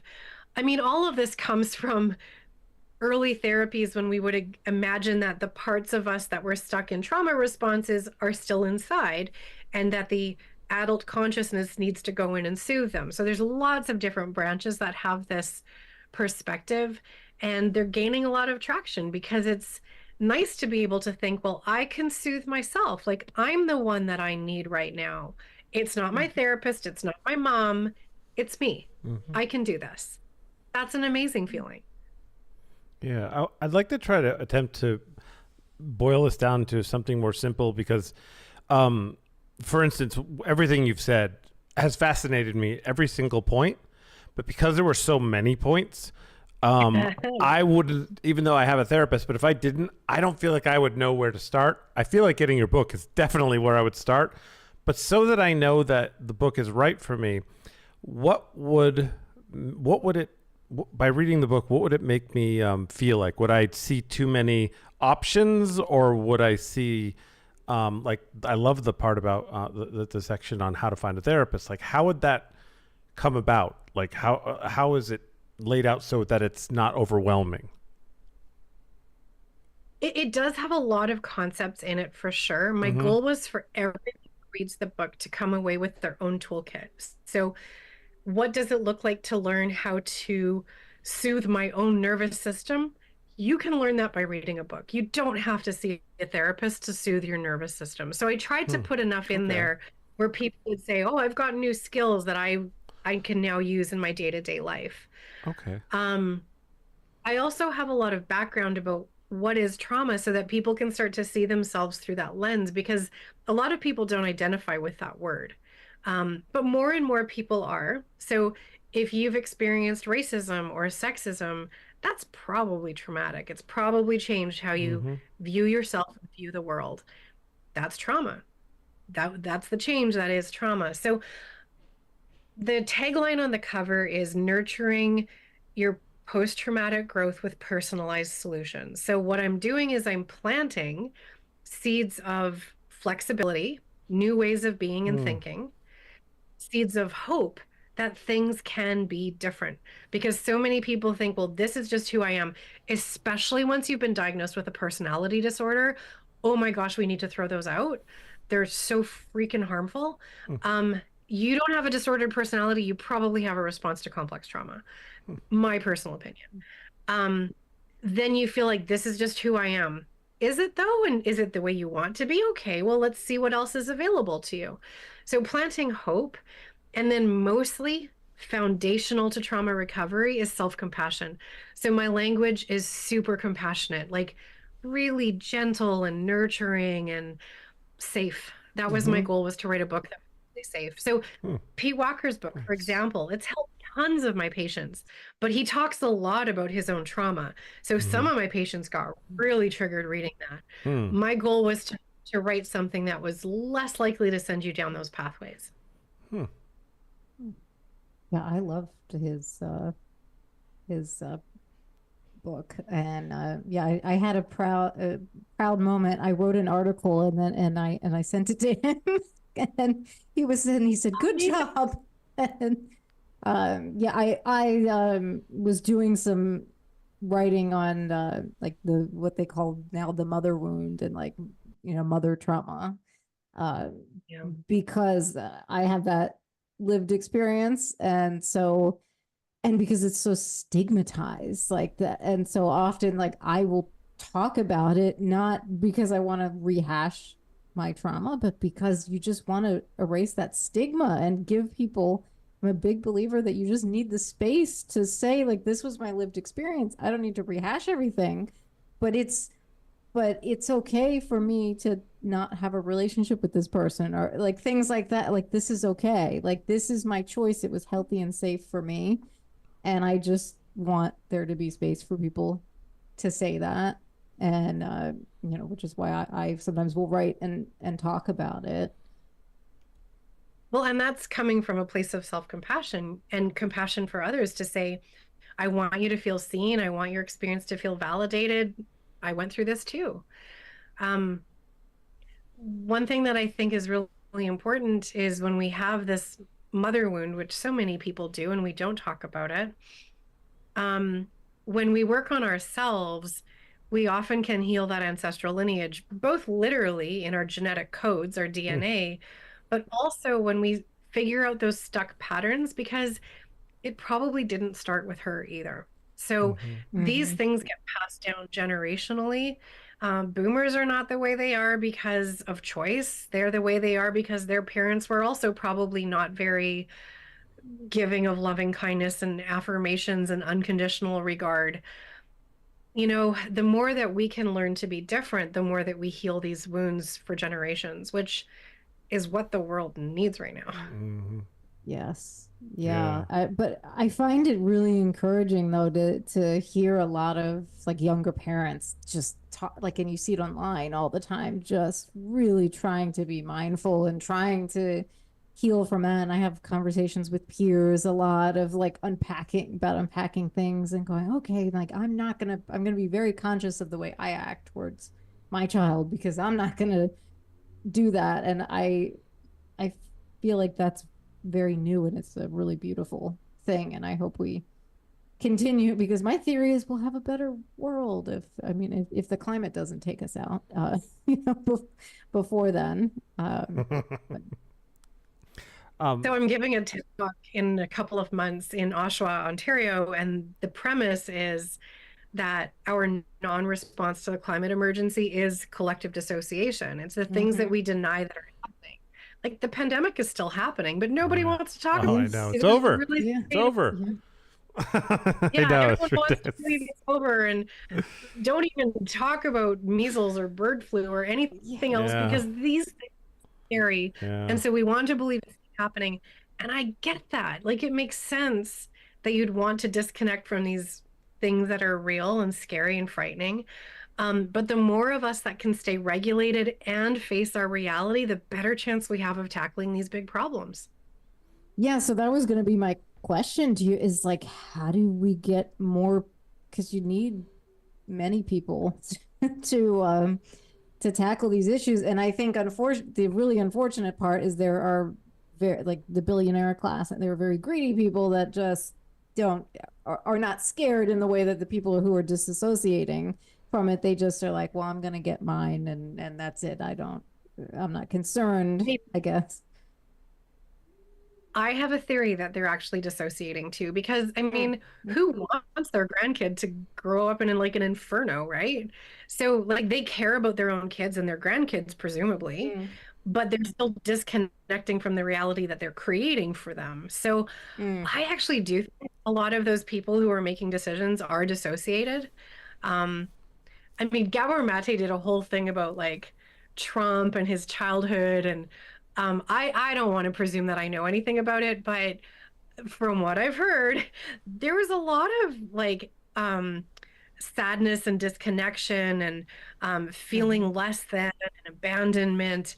It might make sense that he wants to be the next Messiah, and platform himself in these ways where he's looked up to a really dangerous level. So a lot of the things that we're seeing in this billionaire class are actually healing some childhood wounds. I firmly believe that. I do not believe Putin has childhood.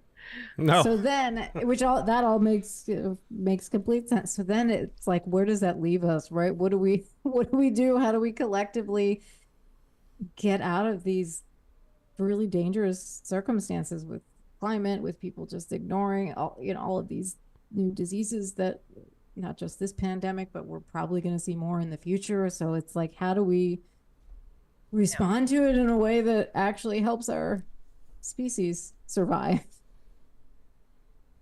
I honestly think that the first thing that we do is to figure out our own stuff. So every individual who learns how to stay in what Dan Siegel, he's a psychiatrist, he calls the window of tolerance, which means you can handle things.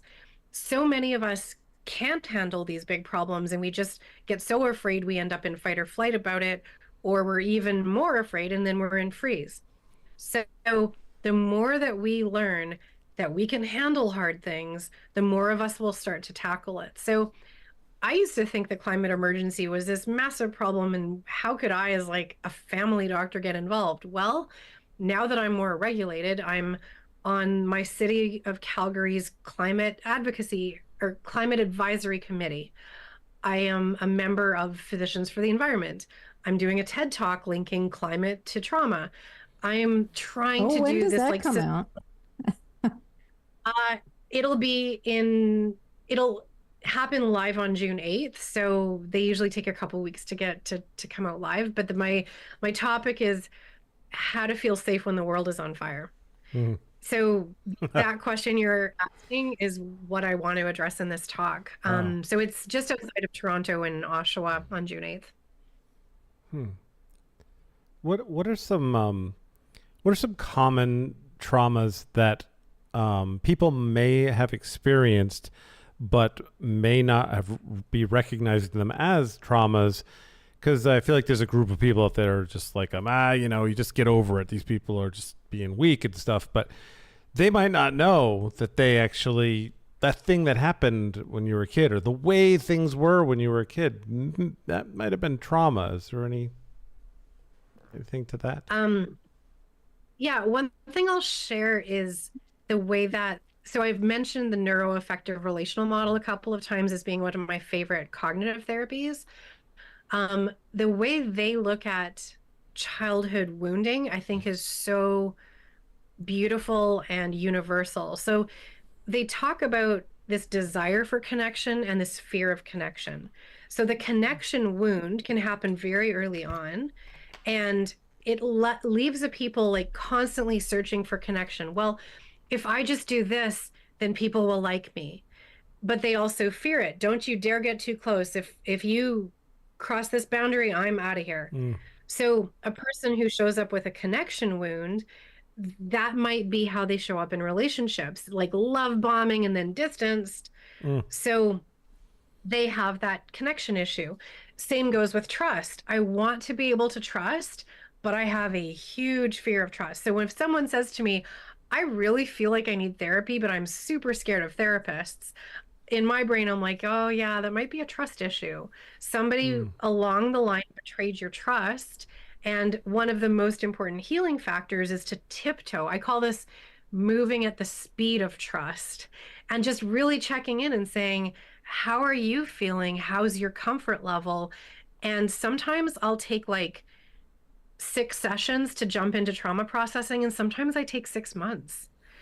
We move at the speed of trust if there's a trust wound. What is an example of trust issues that you might have as a child that that someone might not know? Oh, that's a trust issue. Like a parent that always said, "Go outside," because my generation loves to go. My parents used to say, "Just go outside." I don't know. Is that something where it feels to a kid, my parent doesn't care about me, even though you're not thinking of it with your conscious mind, or like, is there something like that? It depends on the kids. So I kind of said earlier that you can have 3 kids who grow up in the same household, and one of them will have experienced complex trauma from that house. It kind of has to do with all of your other experiences, your genetic makeup, and the story that you tell yourself. So if the story that you tell yourself is, my parent didn't care about me and they don't care about getting my needs met, that's a huge betrayal, and then you will have trust problems. And weirdly, it's actually safer for a kid to believe my parent chose not to meet my needs than for us to believe my parent can't meet my needs. That makes so sense. we often blame ourselves, like, well, there's something wrong with me. My parent chose not to meet my needs because I suck. And then we end up having this like shame wound, thinking like, I don't deserve to get my needs met, when that was the story that we told ourselves as a kid. And in actuality, our parent wasn't capable of meeting our needs, which was too scary for us as kids to contemplate. We don't go there. We blame ourselves. So sometimes the trust wound will show up like, well, you betrayed me, you didn't meet my needs, so I suck. And then you have really low self-esteem. And every time you're in a relationship, you don't even bother to say what your needs are because you know they're not going to be met. Wow. Yeah. That's so true. Wow. Yeah. I call it the biological milkshake you're born with, and then things happen to you. And whatever you were born with helps you either cope or not be able to cope with all the external environmental things that happen to you. And that's why different people react differently to different things. Plus, there's a million other things that can go on too, from your air quality to your everywhere you live, the elevation of where you live. There's a million things. Nothing is just simple. That's why you have to figure out yourself, and it's a long process, and you should love yourself enough to do it. That's all I got to say about that. Oh, if you have time to do it, yes. Like if you're not so busy. Oh, that's like what I was gonna say. to survive. When you were saying earlier about that, I was like, it's capitalism. Capitalism works on fear. Like the best way to have to sell your product is if people need it. And so the rich and the corporations are doing it. They're promoting fear so that they can sell you their product or their service. So it's kind of a cycle. Well, yeah. Along those lines, I have Sorry, go ahead. Oh, I've got a related question for you. We're seeing the rise of online therapy and all of these online therapy platforms, and like, oh, these are more affordable, they're more accessible. And then the companies have data leaks and things like that. And so I'm curious, what is your perspective on those? Like, say somebody's looking at them, because I'm sure like all of these articles have links to them and they're heavily promoted, right? Like, so what is your take on those? I'm a little nervous to give like a blanket take, but I mean, a lot of these therapists are getting paid like $30, $40 an hour. A lot of them are still in training. They might not have a lot of training, because if you could make $200 an hour in private practice, why are you choosing to make $40 an hour online? So I'm a little curious about that. Like, why is it so cheap? Be careful, because sometimes you get what you pay for. But also, like, recognizing that there's time-based privilege and financial-based privilege, that this might be the only thing that's accessible to you. And in which case, the step one of trauma healing is noticing how your nervous system feels when you're with that therapist. Do you feel safe? Can you regulate? Are you learning skills? Does it feel like you are increasing the shame wound or not? And the more that you notice the processes that are happening inside, you're going to know if it's a fit that's helping or not. I mean, some people are so dissociated that they're not very good at noticing their own internal environments. And then the therapist should be good enough to like say, hey, this is the first thing we've got to do, is actually learn how to feel your feelings. Learn how to recognize when your nervous system is in fight or flight or freeze collapse. So again, even though you're on an online therapy, you should be able to screen your therapist and just find out, like, are they trauma informed? Have they done some training in trauma? Not all of them have. And some, as it sounds like you've experienced, can make it worse. One of my good friends, Kate Truitt, she's one of the teachers for the Havening techniques. She's a psychologist and a,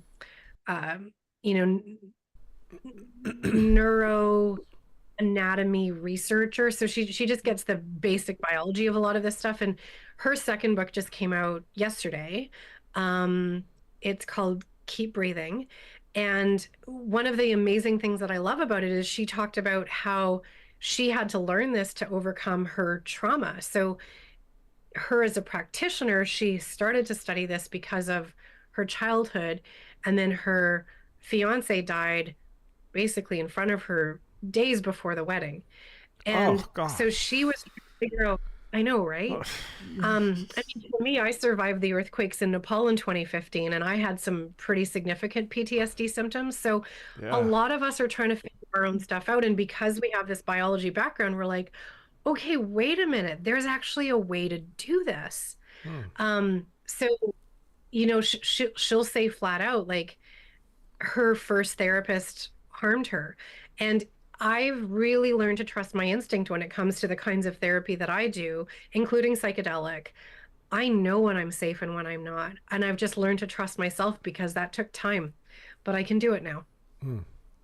That's great advice, because that's something that anybody that's looking for a therapist, and even if you can only access these online, at least try to access how you're feeling. I think that's great advice, and try to do some vetting to the extent that you can by looking up the person and their background and the types of therapies that they practice. But yeah, it sounds like just really trying to think about, how am I feeling during this experience, which I don't, and again, I encounter so much content all the time about health and advice, and I don't know that I see that a lot. So I think I'm going to include that to the extent that I'm working on that type of content of like, hey, listen to yourself. Here are some questions to ask yourself. How are you feeling? How are you able to regulate? With the corollary that when you're a kid and you're going through trauma, you actually can't escape your environment for the most part. So one of the things that kids learn to get really good at is ignoring the signals of danger. So one of the things that you have to reintroduce is a relationship to those signals. And that in really baby ways. Like when I work with folks in the early stages of trauma therapy, we'll work on emotions like frustration or irritability before we get to things like anger or sadness, because that can unlock some really big stuff.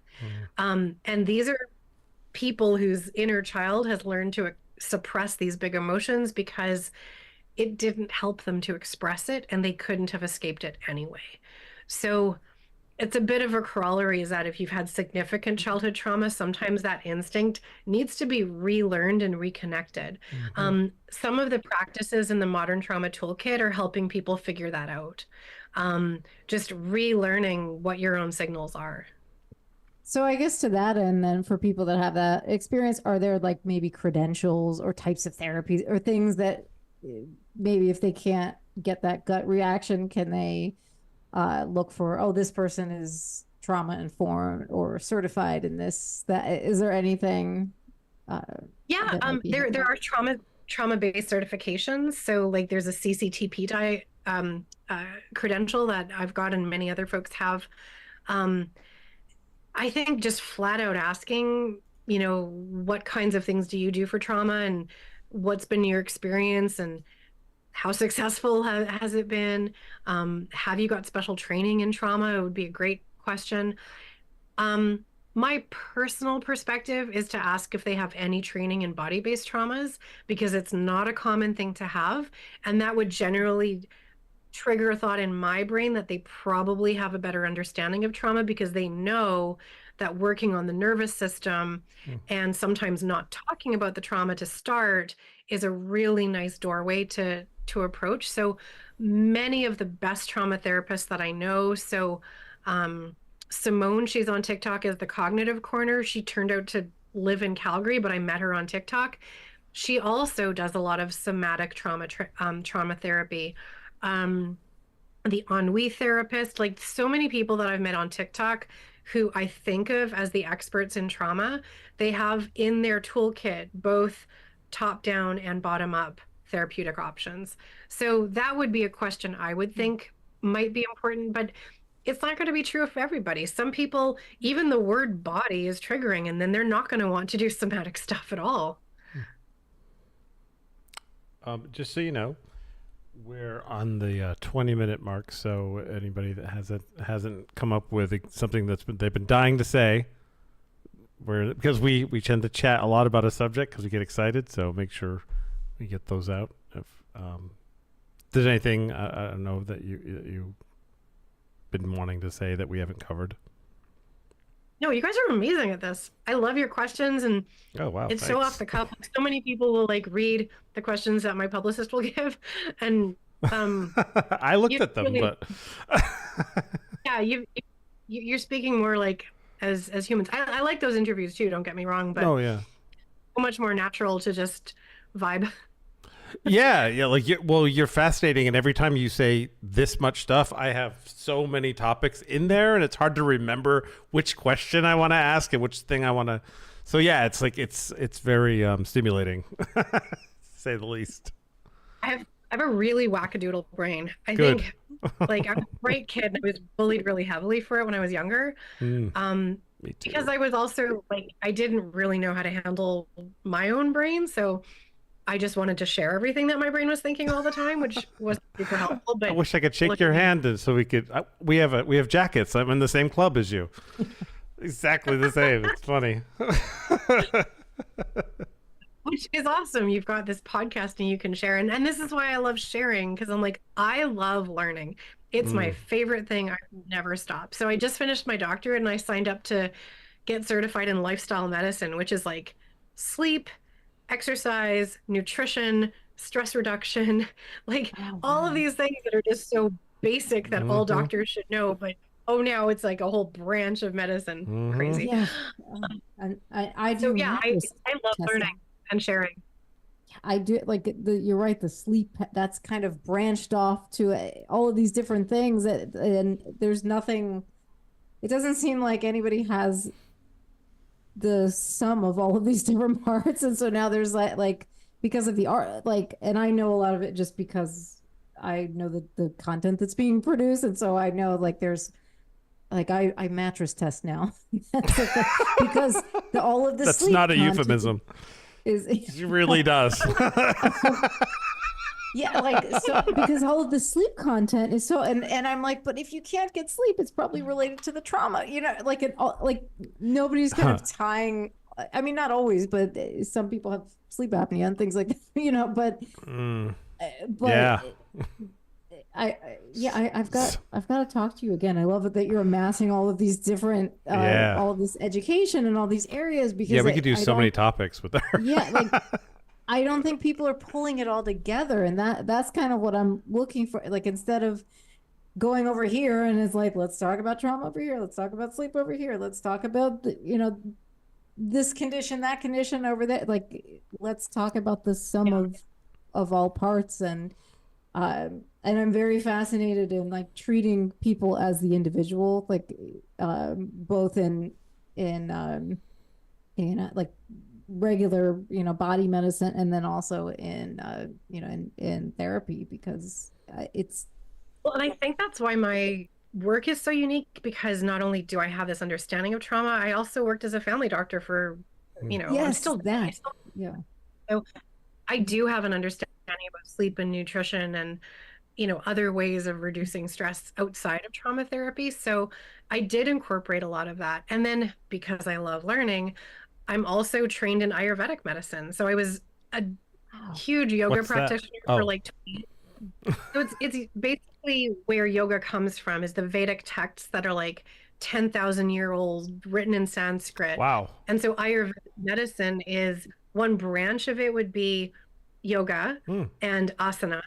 But other branches are things like pranayama, which is breathing techniques. They have a whole thing around nutrition. One of the things that I found just so amazing when I started studying polyvagal theory, which is the branches of our vagus nerve, was Ayurvedic medicine has been talking about this for 10,000 years, and they call it the gunas.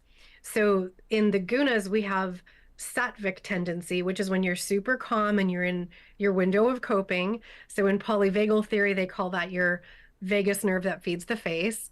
And then you can also have rajasic, which is restless energy, or tamas, which is heavy, solid, thick, still energy. Well, one of those is fight and flight, and one of those is freeze. So we have ancient knowledge that goes back tens of thousands of years that is coming around in modern times, where we can now explain it from like a neurophysiology perspective. But like what can we learn from Ayurvedic practice? So my book also includes breathing techniques from Ayurvedic medicine. I think that we've ignored ancestral knowledge to our peril and saying like only Western medicine is the best. Well, yeah, like if I need a surgery, I'm definitely going to go see a surgeon. Or if I have like an infection, or I fully believe in vaccinations. Like these are important Western skills that keep our mortality the way it is right now. But there's also a ton of stuff that we've ignored and has been in our bones. So I love learning that stuff too. I became a Qigong group teacher. So there's Qigong, which is like a branch of Tai Chi. It's the healing branch of Tai Chi. There's a really amazing teacher in Minnesota who does something called Spring Forest Qigong. So when you say you're bringing all of this stuff together, that was literally my purpose, was to learn all of the things so that nobody else had to learn all of the things. And that's what my whole life mission is to like just learn as much as I can, break it down in a really simple way, and share it with as many people as will listen. You're also, I have to say, like, again, having talked to so many different mental health and physical health, all different, I probably have interviewed hundreds of clinicians at this point, and very few of them, I can usually remember them, are so good at distilling things down to a level that it can really help somebody that has no baseline knowledge, and you are exceptionally good in that area. I think it's my background in health equity. Like I've always worked in communities where there's been low health literacy, low language literacy. And my thing is like, I'm not the smartest doctor in the room. I'm one of the most curious, which I think helps. But what I'm good at is something called KT, or knowledge translation. I can take a complex topic and break it down in a way that most people can understand. So that is my special sauce. That's why I blew up on TikTok. And that's why I wanted to put the book out in a way that was the most accessible book about trauma out there. That was kind of the tagline to the publishers. Like, anyone can read this. It's super easy. There's these really big concepts that everyone should know. Like if you're a parent, you should know this. If you work with the public, you should know this. This should be common knowledge. I don't know why we don't teach it in schools. Hopefully that's one of the changes we could make. 100%. We need to teach a lot of things in schools. Empathy would be a good one too. Oh, right? Yeah, for sure. And self-compassion. Like kids are so themselves. Like I see this on TikTok too, is they're constantly comparing themselves to like the fake life that's online. Yeah, definitely. Wow, that's so cool. I'm just afraid to start a topic, because if I do, it'll go too far. This time just flew by. I flew by. I was like, both of us are just so jazzed to be talking. Yeah. Like, hope we didn't overwhelm you with the barrage of our brains. Yeah. Hopefully, my dinner is like cashews. That's cool, because like one of the things you said a little while ago about ancient knowledge, I was trying to, it sparked something in my head about, I feel like one of the reasons why it's good to look back into ancient knowledge is because like nowadays everybody's really distracted by a ton of stuff. Not that it wasn't distracting back then, I'm sure, but no, your recreational time or your times to think, you probably really were more internal with how you thought of things. So maybe you were able to develop methods like different methods to coping with trauma and stuff. Whereas today, if you're upset, you might watch a Netflix, you might stream, you know what I mean, like. And I feel like back then, like, the lights go out, it's time to think, and I mean, really, I mean, there's fire, but, and it just made me think that it's a really good time. It's a really good thing to look back at those times, because they probably have some really great knowledge that they learned through just chatting and brainstorming with each other. Oh, does that help you? Oh, that helps you? Oh, that's great. So that helped me a lot to look into that more, because I've been kind of, negative towards it, but I think I understand it better now. Yeah, I because I was trained in Western medicine, I also had closed some of those doors too. But the more that I started to explore, like yoga, for example, like I started doing yoga in like 1999. So I'd been doing it for so long and I knew how much it helped me, but I didn't really understand that there was this whole medical curriculum behind it. And this was just one small facet of Ayurvedic medicine. And the more that I got curious and said, well, okay, well, what else did they know? Or like, why, when we do like a Brahmari breath, like bee breathing in yoga, why does it relax me?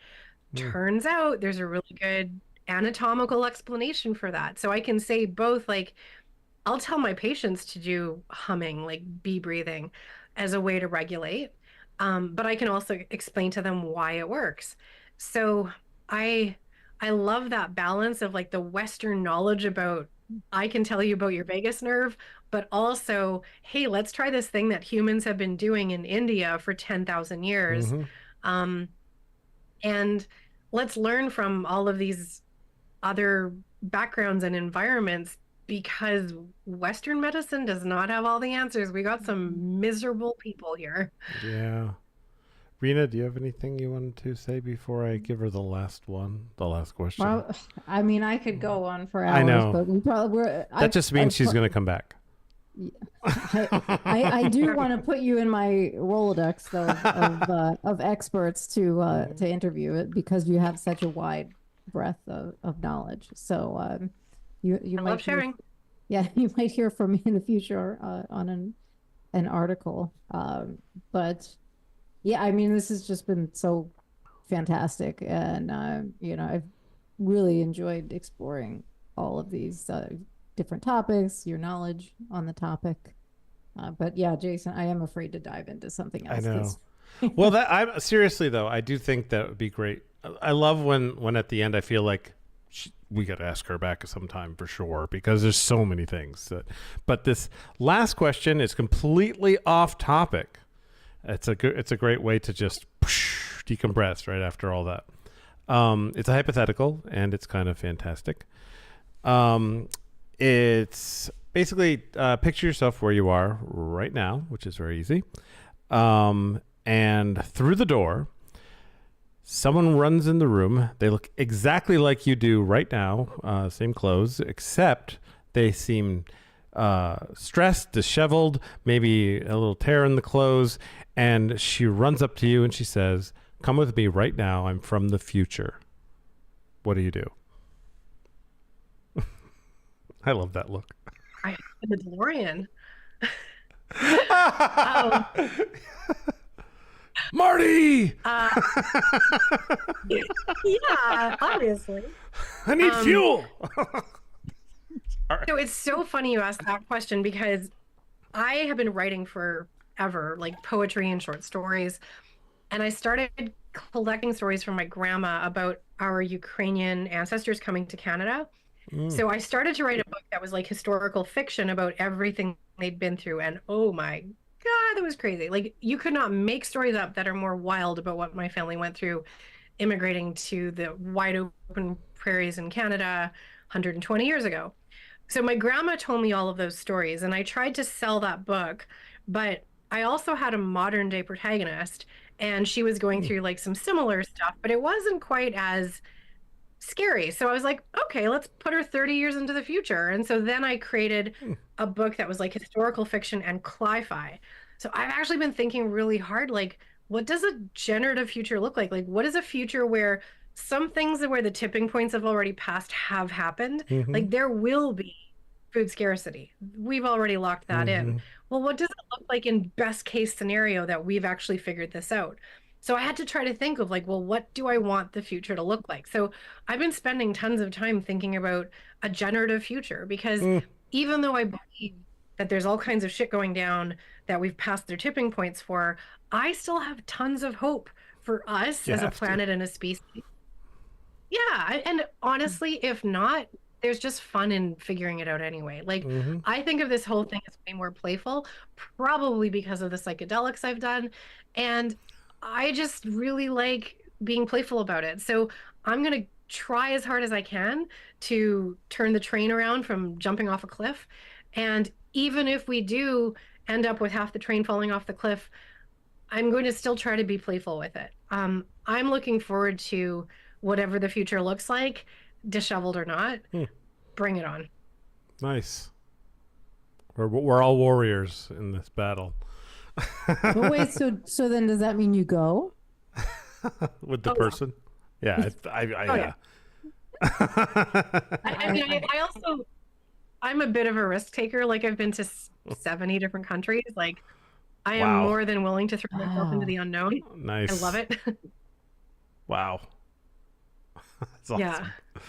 All right, that's great. Well, we have everything in the description, and this is the live version, but we'll also be editing it, so that'll come out a little bit later. But is there anything you want to plug? I hate the word, but what's the word? Promote? Like your TikTok channel for sure. Your book. Tik Tok Trauma Doc. Tik Tok Trauma.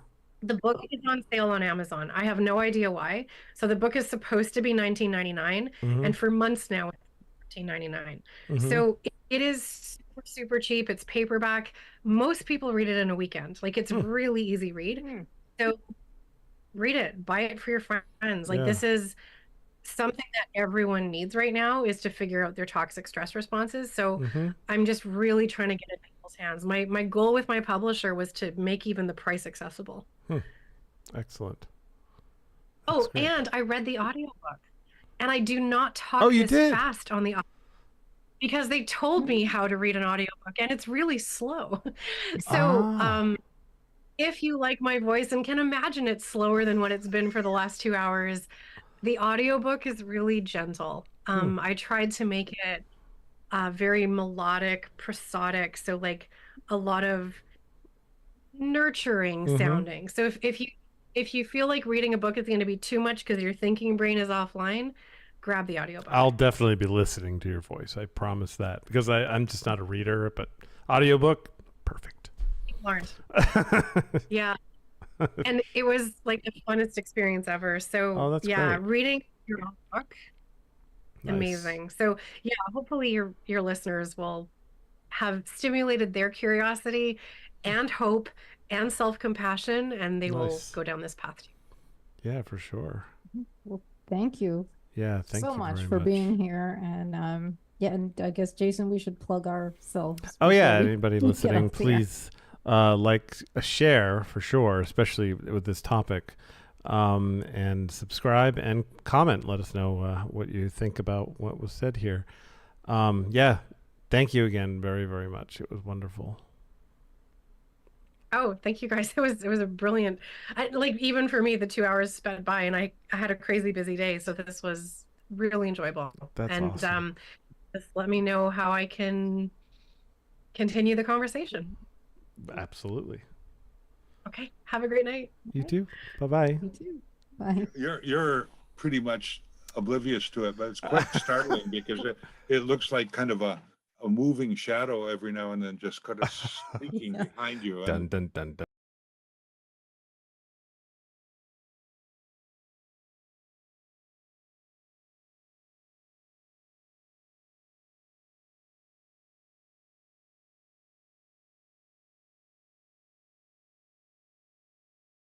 With pastels also, which is, I mean, when you make oil paint, you have colored pigment and you bind that with oil and you put it in a tube, you have oil paint. And with pastel, you take the same powdered pigment and oil, and you add other chemicals, gum tragacanth and methyl cellulose and lead, and you grind them together, roll them up, that stick dries out, and then you have a pastel. And you put that stick of color on a rough piece of paper, and actually the paper, it's fine paper, but it has a rough tooth to it, and that actually grinds the pastel away, and the color fills in between the bumps of the paper. And it was Edgar Degas who, until Edgar Degas in the late 19th, early 20th century, pastel was a sketch medium, never taken as serious art, and he elevated it to fine art. So I do that, and that's very direct, very spontaneous. And when I give a workshop, I usually give pastel workshops, not painting workshops. Doesn't have to dry. Look, I am excited about